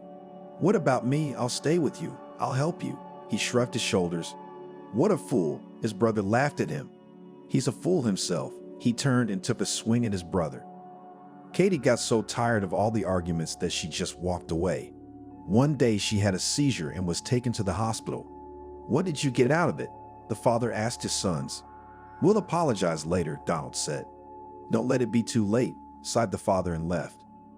Katie was fine. She was on a drip, took all the pills she needed, and came home as soon as she felt better. Forgive us, Mom. Donald came up to her. She'd hugged him and stood like that for a long time. Fiona had been a quiet and calm girl all these years. She had done well at school, no complaints from her teachers. Lately, she had become interested in socializing with her brothers. What do you find so interesting with them? Her mother once asked her. I don't know, just shrugged the girl. Just don't go anywhere with them, the woman asked her. Why not? She didn't understand. Because she's too young. Her mother hugged and kissed her. She didn't have any problems with Fiona at all. She thought to herself, Anthony, just as he'd said he was going to go to the city, was going to do just that. He was getting ready. Graduation was just around the corner. Donald, on the other hand, was more at home. He was studying for his exams. Fiona, hi, her brother's friends came up to her. Hi, she looked at them. She liked them. Shall we go for a walk with us? The girls called out to her. Of course, she was sure she had nothing to be afraid of with grown-up girls. Where are your brothers? The new friends asked. As it turned out later, they specifically came to the girl to find out from her everything about Anthony and Donald, but where she was then to understand it. I don't know, out walking somewhere, the girl shrugged. Off they went. First, they were just in the village, and then they went beyond it as well. There was a forest ahead. Fiona walked up to one girl and took her hand. Scared, laughed the girl. A little, she was only 9 years old. Don't be afraid. Everything will be fine. They had already entered where the big trees grew. They usually gather at the edge of the forest, one of the girls said. They'd started to make their way into the deep.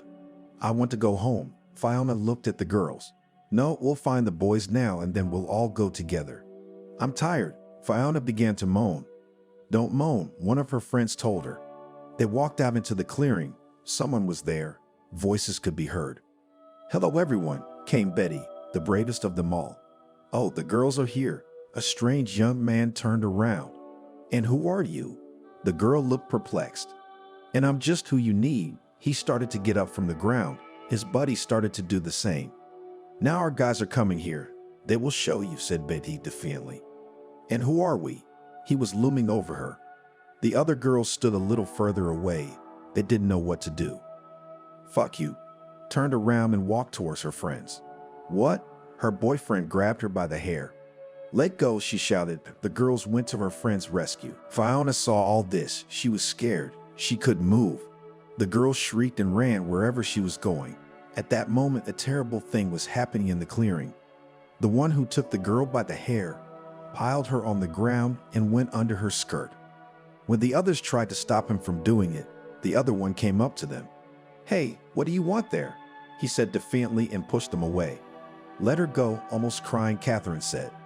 Aha, found fools. The comrade grabbed one that was closer.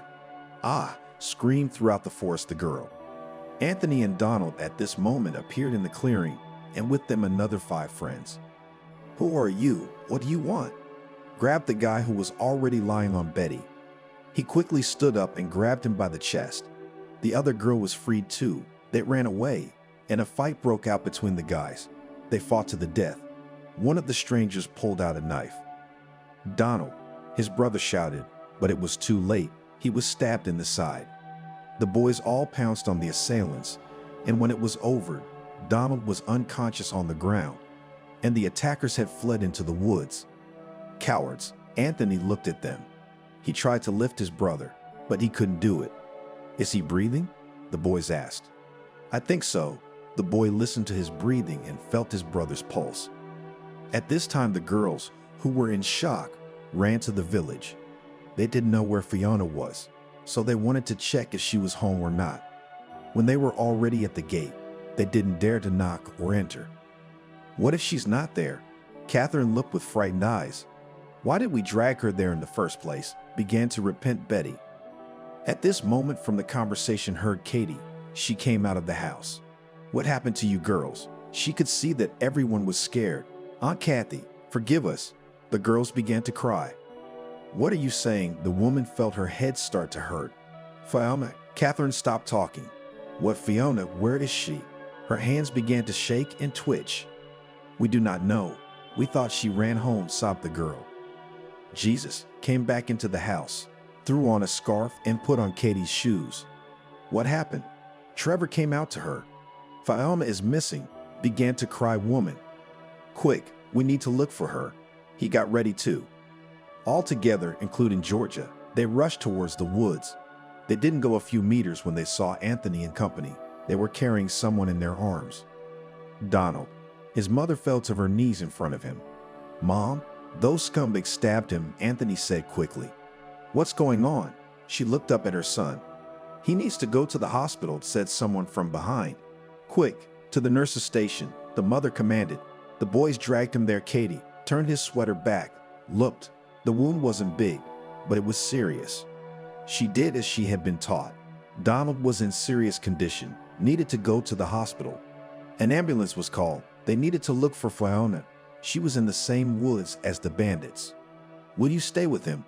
the mother asked her son. "No, let's go with us," the friend suggested. The guys would be more useful in the forest. Okay, the group headed back to the place they had just returned from. Fiona was nowhere to be found. No matter how much her mother and the boys shouted, no one answered them. "Oh my God, where is my daughter?" Crouched down on her knees and began to sob Katie. Her head was hurting worse and worse. It felt like it was about to split in two. "Mom, go home. We're on our own here," Anthony pleaded with her. "You've already done everything yourself." She couldn't calm down. The search continued into the night, but there were no results. "We need to go home, eat and change," Trevor said calmly. "How can you say that when your daughter is missing?" she screamed. "Good, then we need to get a bigger group together," he understood. And just like his wife, he wanted to cry. "Fiona, Fiona," screamed the mother at the top of her voice. But again there was silence in response. "Katie, calm down. She's probably really scared and hiding." Her husband took her by the shoulder. "Leave me alone, everyone," the mother shouted again. Her husband lifted her up and carried her home. She grimaced and scratched, but he tolerated it. The boys gathered more people and went to comb the woods. When Katie had taken a sedative, she went to the nurse's station, but there was no one there. Donald had been taken away in an ambulance. "Trevor, please let's go to the woods." She sat on the couch and cried. "Now when the guys come back, we'll replace them." He showed her there were still a few people waiting outside. "Okay," put her head down in her arms, his wife. Time passed and Fiona was still nowhere to be found. Morning came. Everyone was exhausted, but there was nothing they could do. "Let's go." Trevor took his wife's hand. They searched every corner of the forest, but the girl was nowhere to be found. "What did we do? Was she dead?" Katie asked. Horrible images came to mind, but the woman didn't want to think about it. It couldn't be. Her husband cradled her in his arms. The search continued. The boys were screaming, looking under bushes and trees. Trevor dragged his wife home again. She felt sick. She was passing out. She needed to rest. "What about you?" She looked at her husband. "And me back," he pointed to the woods. "Good." She collapsed exhaustedly onto the bed. Katie lay staring at the ceiling. She couldn't imagine what would happen to her if her daughter was gone. What if those scumbags caught her and abused her? She covered her eyes with her hands again and started crying hard. "Don't," approached her Georgia, who had just entered the house. "No," she screamed. There the girls came, who were taking Donald to the hospital. The woman tried to speak softly so as not to make things worse. "Where is he? What's wrong with him?" She jumped out of bed. "He's in the hospital. His organs have been hit." Her neighbor took her hand. "I have to be with him." She snuggled into Georgia's shoulder and sobbed.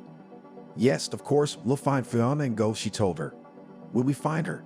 Katie didn't believe it anymore. "We will," the woman was sure of it. They packed up and went into the woods. Georgia had packed a large bag of provisions to feed those who were in the woods. "No." Katie approached her husband. "Woman, to the operating room. Take the girl for a checkup," the doctor said. Trevor and Anthony stayed in the hallway. Anthony was in the intensive care unit. There was no way to get to him, so they just had to wait. "Your girl is all right. A little dehydration, but it is not terrible," the doctor brought her. "What about your wife?" Trevor wanted to know. "It's more complicated, suspected stroke." He was not in the operating room, so he didn't know exactly. "We'll wait," the man said. "Maybe Fiona and I can go home," the guy asked. "Okay," the father replied sadly. How much time passed? No one knew. Finally, a doctor came out of the door of the operating room. "Tell me, what's wrong with my wife?" Trevor ran up to him. "Stroke." He lowered his eyes. "The operation was successful, but the results will be later." Trevor sat down on the couch again. He saw his wife being taken to the emergency room. Her head was bandaged. The man covered his eyes with the palms of his hands and cried. Now it was necessary to wait for her to come to her senses. "It is not worth sitting here. Everyone is very tired. Go home, rest, and tomorrow, closer to the evening, be here," the nurse asked him. "What if she wakes up and I'm not here?" the man asked. No, she didn't confirm his fears. Then Trevor thought that there were children at home who were also unwell, packed up and drove there. He was very nervous. He had to hold on. "As if someone had jinxed you," Georgia told him, who had already fed Fiona and put her to bed. "Don't say that," Trevor agreed, even though he didn't believe it. They sat in the kitchen and were silent, for there was nothing to say. "I'm going to town," Anthony said. "Why?" His father didn't understand. I'm fine," Donald squeezed himself out. "Mom's awake. She's fine," he told his brother. He just nodded back. Anthony stood still and went to the dormitory where he lived. On the way, he wondered why all this was happening to them, but he couldn't think of anything to say. "Where do you disappear all day long?" his friend asked him. "My brother and mom are in the hospital here," he answered truthfully. "I see. You are good that you do not leave them," praised his neighbor. After that, nothing was usual. Anthony went to the hospital every day. He helped his mother to get up. They took a little walk. Then he would go to his mother. She needed to be fed. He took care of her as best he could. Sometimes his father and Fiona came. They too did everything they could to get their relatives healed and home soon. Finally, the doctor said they could both be taken away. Only Donald mustn't do anything heavy and Kathy mustn't worry or it would be worse than it is now. Kathy, Trevor, Donald and Fiona drove back to the village and Anthony stayed behind to study. Nothing could be done. Her husband sat down next to her. "All right, we must, so we must," she said and stood up. Donald was getting very upset about this. No, not because his brother was going into the army, but because they wouldn't take him there. Why, yes, he's a little sick, but he went to school with everyone else, did everything together, and now, like going to war, so Anthony did and he didn't. The day came when they had to gather their friends.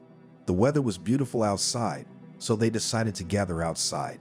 Tables were set out, which Georgia along with Katie set up. The guys came over, each wishing something for their friend. That's it, enough with the admonishment. Anthony was tired of it. He had just recently met a girl. He wanted so much to confess his feelings, but he kept silent, thinking that he would come back, then everything would start to spin. "Son, right?" his mother told him. Of course, he promised. The parties lasted till the night. The friends did not want to leave. The girls were crying. Trevor watched it all from the gate. He didn't realize how time had passed so quickly. Not long ago, his children had been little. They didn't bring any trouble. Katie was normal. And now, one son is leaving to serve. His wife is not well with her head. What is this, old age? Dad, what are you standing there for? Anthony called out to him. I'm coming. He broke away from the pole and sat down with everyone at the table. It's late, boys. It's getting late. We should split up. His mother saw that Donald wasn't himself again. Tomorrow, I'll wait for everyone at the station, shouted Anthony. At night, the boy couldn't sleep. He heard that it was scary where he was going. Different thoughts came into his head. Son, wake up. His mom woke him up in the morning. Yeah, now. He opened his eyes. Katie was preparing his bag for the road. Trevor was supervising the process. Anthony washed up, dressed, and ready to go to the station. Hey, the girls were already there. Friends were pulling up. Anthony climbed into the cabin. One of the guys went with him to walk him straight to the station. And you and me, the girls got into the seats too. Goodbye. Take care of yourself. Hug your son, mother. Good luck. Shook his father's hand. He held back tears. Goodbye, everyone. Do not remember and write. For the last time, waved the guy from the bus window. They drove on. Everyone was silent. The guy looked out the window as if he wanted to memorize how beautiful it was here. Tears stood in his eyes, but it could not be shown to anyone. The son left. The mother sat at home at the table. She did not understand how she would survive parting with him. Shall we go to George's? Her husband came up to her. Let's go, she stood up. The neighbor was always happy to see them. She set the table as she usually did, and they sat down to talk. How's your health? The woman asked Katie. I'm fine, Kathy shrugged. But her husband and Georgia noticed that she was starting to act a little differently. Good. They didn't bring it up again. After a brief sit-down, the husband and wife went home. Kathy sat back in her seat at the table. For some reason lately, it was the one she had been occupying, and she could sit there for hours. Where are Donald and Fiona? She turned to her husband. I don't know, out somewhere, Trevor shrugged. I'm worried about her. Why is she always walking with him? The woman spoke her concerns. On the other hand, it's a good thing.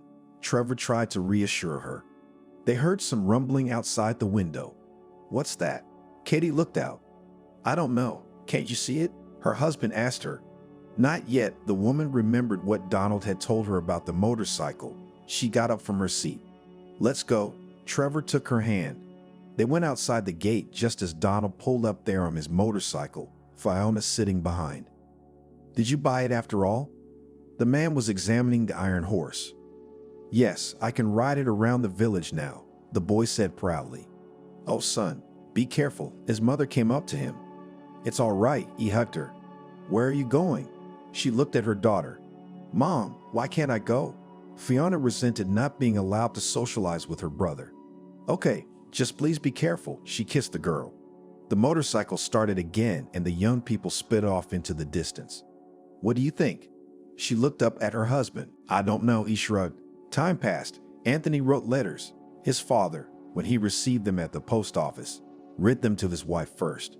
He was just afraid that his son would write something exciting and Kathy would immediately feel bad. Look, another letter. He came home. The woman smiled. She waited every day to hear from her son. Her husband would read it aloud, omitting some details, and then they would write a reply together. One day that dreaded letter arrived. Anthony wrote that he was going to a hot spot. His father didn't understand why he had made that decision, but there was nothing he could do.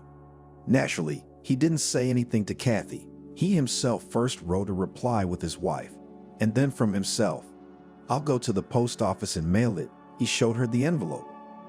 Good, she nodded and smiled. Trevor decided not to tell Donald about his brother either, so he wouldn't blab. On the way back, he stopped by George's. Hey, why are you alone? She wondered. Needing to talk, he sat down at the table. Okay, what's up? She sat down too. Anthony texted, says he's going to a hot spot. The woman was the only person he told about it. Oh, really? She put her hand over her mouth. I don't understand it myself. Kathy didn't say anything, and you don't say anything. He pressed a finger to his lips. Of course, she nodded. They sat for a while longer, discussed the latest news, and Trevor went home. "Father, Anthony's friends are calling us to go for a ride," Donald shouted from a distance. "Are you sure you can handle it?" Dad got worried. "Surely you've seen me ride? Just ace?" He cocked his head. "Fiona, why don't you stay home?" The man insisted. No, it'll be so interesting." She took a firmer hold of her brother. "Okay, just don't tell Mom later," Trevor whispered. The boys left, and he went into the house. "Who were you talking to?" Katie was sitting in her seat. "Let's go to bed," he called his wife. "It's so early," she looked at her watch. "It's okay." He took her hand and led her to the bedroom. They lay down, talked for a long time, and soon fell asleep. Donald and Fiona met the boys at the edge of the village. Only 4 of them had motorcycles. They were going to go to the track and compete. "Who's first?" one of the boys asked. "Me." Donald raised his hand. "Good, then I'll go with you," the friends chimed in. "Dibs on me," Fiona asked her brother. No, it's gonna be really fast," he told her off. The boys got off the gas and started off, running parallel to each other. Donald won because he was really going fast. "Oh, you're good," said the one he was competing with, and shook his hand. "I can't." Donald shook his rival's hand. Then one pair and the other took turns riding. Each time someone won, and then the winners competed. There were only 2 left, the ones who rode the fastest. Donald was one of them. "Cheer," he shouted to his friends. Everyone hooted, and the boys got on their horses and rode into the wind. "Donald, you did well," one of the girls ran up to him. Fiona stood aside, resentful of her brother. Bringing her here and not paying attention, she turned away from everyone. "Sis, what's wrong?" Her brother came up to her. "Nothing, not even once. Did not take me for a ride with the wind on the asphalt, all around the village. In the village, she did not turn around." "Sit down, now I'll roll," like an honorary circle of the winner. He looked back. The friends were already parting. "Really?" She looked at him. Sure enough, he went to his bike, got on it. Fiona nestled in the back. She hugged her brother tightly as before. "Where are you going?" The other friends were surprised. "I'm taking my little sister for a ride." He waved at them. He accelerated, said something to Fiona, and they sped down the asphalt. Now there were no bumps or bumps. Everything was smooth. Not a few seconds after they pulled away, a KMAZ showed up ahead. The friends saw Donald start to wiggle. What happened to him? Perhaps startled by the big oncoming car, probably he wanted to turn around. A bang, a thud, and a scream, and then silence. Over there. After a little stupor, those who were watching all this shouted. The boys rushed in, but there was nothing they could do. Donald was lying in an unnatural pose on the road, Fiona in the other direction on the grass. "The girl's still alive," shouted the KMA's driver. He radioed for an ambulance. The ambulance had to wait for some time. Fiona was alive. She was very badly bruised, but she was breathing, unlike her brother. Trevor and Katie had long been asleep when the windows and the door began to bang. "Who is it?" The man woke up. He went to the door, opened it, and there was a bunch of people almost knocking him off his feet. "Uncle Trevor," Donald, Fiona. They shouted at each other. "Calm down, will you explain what happened?" He looked up with dazed eyes. Donald had crashed. Fiona was alive. She was in hospital. At that moment, the wife appeared on the doorstep, and as soon as she heard that, she fainted. "Get out," Trevor shouted at the young people. "Katie," he ran to his wife. He lifted her in his arms and put her on the sofa and went to get someone to look after his wife while he was away, calling for Georgia. "What again?" He woke her up too. "They say Donald crashed his motorcycle with Fiona," he said quietly. "What?" The neighbor's eyes bulged. "I don't know what's wrong with them, but Katie heard it all, and she's not feeling well now." He rushed her. When Georgia left for Trevor and Katie's house, Trevor ran to the village hall to make a call. The ambulance didn't arrive quickly. Katie never recovered. She was taken away. Trevor went with her. At the hospital, he reliably learned that his son was no longer alive and his daughter was in intensive care, in extremely serious condition. He had not been told anything about his wife yet. Trevor was sitting in the corridor. He was crying. The doctor came and sat down next to him. "I think your wife has gotten worse," But she's holding on. Maybe she doesn't believe it yet, he said. Yeah, Trevor shook his head. You can pick her up tomorrow morning. Here are the pills. Give them to her at the funeral. The doctor handed Trevor a packet. Thank you. He didn't know what else to say. I hope everything will be okay. The medic got up and walked down the hall. Trevor slept right there in the hallway on the couch. In the morning, he walked in on Katie. She was looking at him with eyes that were so scary. Where's Donald? She asked him in the voice she used to speak to him before his illness. In the morgue, her husband didn't lie. Why him? She cried. Trevor unsealed the packet and gave it to his wife. She obediently drank the pill. And Fiona? She couldn't hold back the tears. She's in the hospital. She's doing fine. Her husband lied. They spent some more time in the hospital and then took their son's body and drove to the village. After the pills the doctor had given Trevor, Katie was generally immobile. She was doing something, but she was like a doll. No emotion, nothing at all. The funeral was quiet. The mother sat by her son's coffin and cried. Everyone felt sorry for her. Georgia didn't understand how she hadn't gone mad herself. This had happened. We need to go to the hospital, to Fiona, Trevor said to the neighbor when everything settled down. Yeah, you go and I'll stay with Katie, she told him. Trevor did his best, but Fiona had outlived her brother by only 8 days. He sat and cried and didn't know what to do. Then the man made a strong-willed decision. He took his daughter's body, arranged for cremation, paid the money.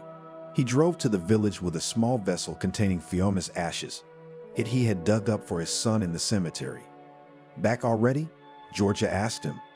Yes, I have good news for you, said the man, making a happy face. And what's that? Kathy, when she wasn't taking pills, was adequate. Fiona has been taken to the clinic to recover there, he smiled. That's good. Let the girl get better, Katie said. Do they send children without their parents? Georgia questioned. She's not a child. She's 12 years old. Trevor put his finger to her lips to keep her quiet. Then I see, nodded the neighbor. She didn't know the truth yet. They all sat together. The father's heart was breaking with grief, and he couldn't even speak. In the evening, when he went to see the neighbor off, he told her everything. She looked at him with big eyes. Trevor, where have you been? Katie looked at him. She wasn't the same. Out in the yard, he told her. And a month later, the thing that everyone had been dreading happened. Trevor was at work. A man came up to him. He said there was a mailman waiting for him outside. What? He came out. I'm sorry, he put a telegram in his hands. His son was being taken to the motherland in a zinc coffin. No, he fell to his knees, then got up and caught up with the man. Please don't tell anyone. My wife will go crazy if she finds out, he begged him. I'm not supposed to, the man replied. What is it? A comrade came up to him. Nothing. He folded up the paper and put it in his pocket. Georgia, grief, he ran into her house without even knocking. What again? She was no longer surprised. Anthony, Trevor couldn't get any further.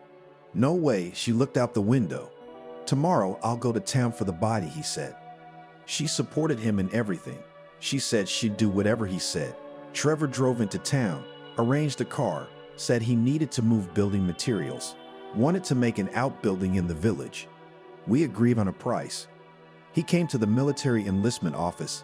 There he was offered that the funeral would be at the expense of the state with a guard of honor, but the man refused. You see, I have such a situation, he told them. He wants to bury his son quietly. Well, that's your business, the man in uniform told him. He threw a tarp over the coffin, told the driver that he had loaded everything, and they drove off. Why at night? The man behind the wheel didn't understand. It just happened, Trevor shrugged. They arrived at his house. The streets were deserted and only Georgia stood at her gate watching to make sure no one went in. 2 local backwoodsmen were prepared to help the man. They sprang out of the back alley and dragged the coffin over to the fence. Here, Georgia gave them some more. That's it, thanks, go inside, he waved her off. He cleaned the toilet and shoved the coffin into the cesspool. It didn't sink, so Trevor had to dig it even deeper. By morning, he was exhausted, but he was done. The toilet was still there, nothing inside. Yo, you smell? Katie said when he came back to her. I don't know, he pretended to sniff his hands. We've got to get the bath heated. His wife got up and went into the kitchen. Trevor did as she wanted. They washed up and came back into the house. Do you know why Anthony doesn't write for so long, and there are no letters from Fiona? Katie asked her husband. He'll definitely come tomorrow, Trevor said. He realized that this was his puncture. When Kathy was busy, he would sit in the other room and write. Then he'd go outside and pretend to get something out of a drawer. And then he and his wife would read together. Oh, Trevor, what have we done? A mother should know everything about her children, Georgia told him.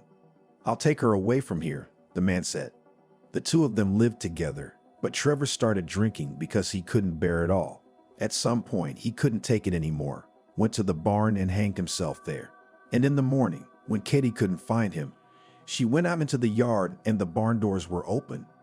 She looked in and passed out. I noticed it late when she was on the ground, and I ran out and there was this picture, Georgia said. Wow, the story. Steve was sitting there looking at her. We took Katie to the hospital and buried Trevor. She herself left there to live here so there wouldn't be too many questions, she cried with tears already visible. Where is Kathy now? Steve asked her. She was in the clinic for a couple of months, and then she was transferred to a specialized center, the old lady answered. I see there was a family and then there wasn't. Steve shook his head. He looked out the window. It was getting light. He realized he'd been here all night. Okay, I'm going to go. He got up. I'm not afraid to die now. She looked at the man. Come on, you'll live a long time. He shook her hand and left. He decided to get home on foot. It would be time to think it over. He walked along the road and could not imagine how such a fate could be for people. It was impossible in his head. He reached home in the village quickly. In an hour there was a bus to the city. He wanted to take it. I went to the station, bought a ticket and went. Alison, it's me, he shouted from the doorstep. What are you doing up so early? She rolled over onto her other side. But when her husband began to tell her what he'd learned tonight, she was wide awake. She sat up in bed and blinked. What do you think? He asked her. We should call the police and give the guy a proper burial, she said. I was thinking the same thing, looked at Steve's watch. The husband and wife had been out of the house since morning. They were in a hurry to get to the station. Hello, we're here about the coffin that was found in the sinkhole, said Steve to the officer on duty. Come on in, he pointed them in the right direction. They went into the investigator's office and told him everything they knew. He sat there, his face growing more and more drawn out. Do you believe it? He asked. Well, how not to believe if all the evidence is in the face? Now it was Steve's turn to be surprised. All the documents were filled out. They agreed that the motorcade would be organized.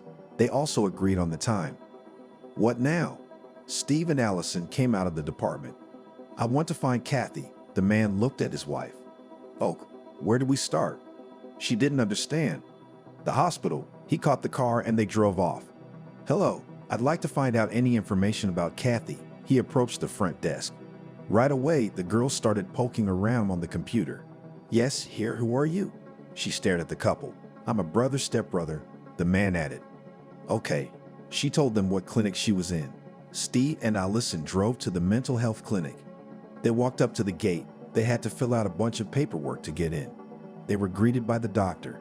Steve explained to him that he had not seen his sister for a long time. She had disappeared somewhere, but now he found her. The doctor understood him, turned and showed him the direction. She always sits by the window, reading something on paper, the doctor said. Okay, thank you. They went that way, where the man directed them. Kathy was indeed sitting by the window. There were several envelopes lying on the windowsill. They were so tattered you could tell they were more than 1 year old and were constantly being opened. Kathy, the man called out to her gently. Are you for me? She turned around, looking indifferent. Yes, you, he nodded. What did you want? She stood up and walked over to them. Tomorrow your son will be buried in the village. Will you come with us? He asked her. My son is alive here. He writes letters to me every week, she showed to the strangers. So you don't want to? Stiva realized that it was all useless. No, she shook her head, went and sat back in her seat. Stiva and Alison realized there was nothing more for them to do here. They walked towards the exit. Trevor, they heard Katie's voice. What? The man turned around. Is it true? She asked Steve. even though she thought it was her husband Trevor. Yes, he nodded. Good. Pick me up from the hospital and I'll come with you. After saying that, she went somewhere down the corridor. Doctor, her son will be buried tomorrow. Can we take her? Steve asked the man. You know, I can't give such permission. Only if by our car and with nurses. He couldn't help but let the woman go to her son. Okay, even that would be fine, nodded the man. Why would you want to do that? Alina asked her husband. At least let him see for the last time that all her children were together. He himself didn't know why Steve would do that. Fine, do as you please, she agreed. The next day, the car from the hospital and an ordinary car drove to the very village where Kathy had once lived. They headed straight for the cemetery. This way, Steve showed her. They came to the Alina place where Kathy's son and daughter were buried, during which time the girl had also been given a memorial. Down Finome, she sat down on the bench. Recognized it, Alina whispered to her husband. Yes, he nodded. And after that, the honor guard lined up. A wooden cross with Anthony's picture on it was made. But the woman sat still. Only when the shots rang out did she flinch. Are you all right? The man asked her. Yes, I need to get home in case a letter arrives and I'm not there. She looked up at Steve. Okay, he looked at the nurses. They got up and put her in the car. Goodbye. The woman waved to them from the window. Goodbye. Steve stood and watched with his wife as the car drove away. Poor woman, did she think her life would turn out this way? Cried Alina. No one knows what might happen next. Steve turned to her. He saw Grandma Georgia approaching them. Hello, he shouted to her. Agassi, she walked over to the fresh grave and knelt down. Is that the neighbor? Alina guessed. Yes, he walked in her direction. Did you bring Katie in? Granny asked. I wanted her to see her children, Steve admitted. And what, you think she was relieved? She looked up at him. I don't know, maybe. He took his wife's hand and they went to their new unfinished house. What are we going to do? Alina turned to him. Move on, they were already approaching the gate. The woman didn't want to go into the yard. And let's call a priest, he will sanctify everything here, suggested the husband. That's a good idea, Alina hugged him. So they did, and when the neighbors saw all these rituals, they decided to do the same. For a long time there was gossip in the village about the coffin Steve had found, but years later, everything is forgotten. Steve and Alina live happily in this house. Children come to visit them. They don't know the story that happened to them, but perhaps someday they will be told. Georgia died 6 months after all this. Steve personally organized her funeral, and Alina helped him. May you do well there, crossed the man at the grave of Katie and Trevor's children. Let's go, Alina called out to him. They went home and thought no more about it.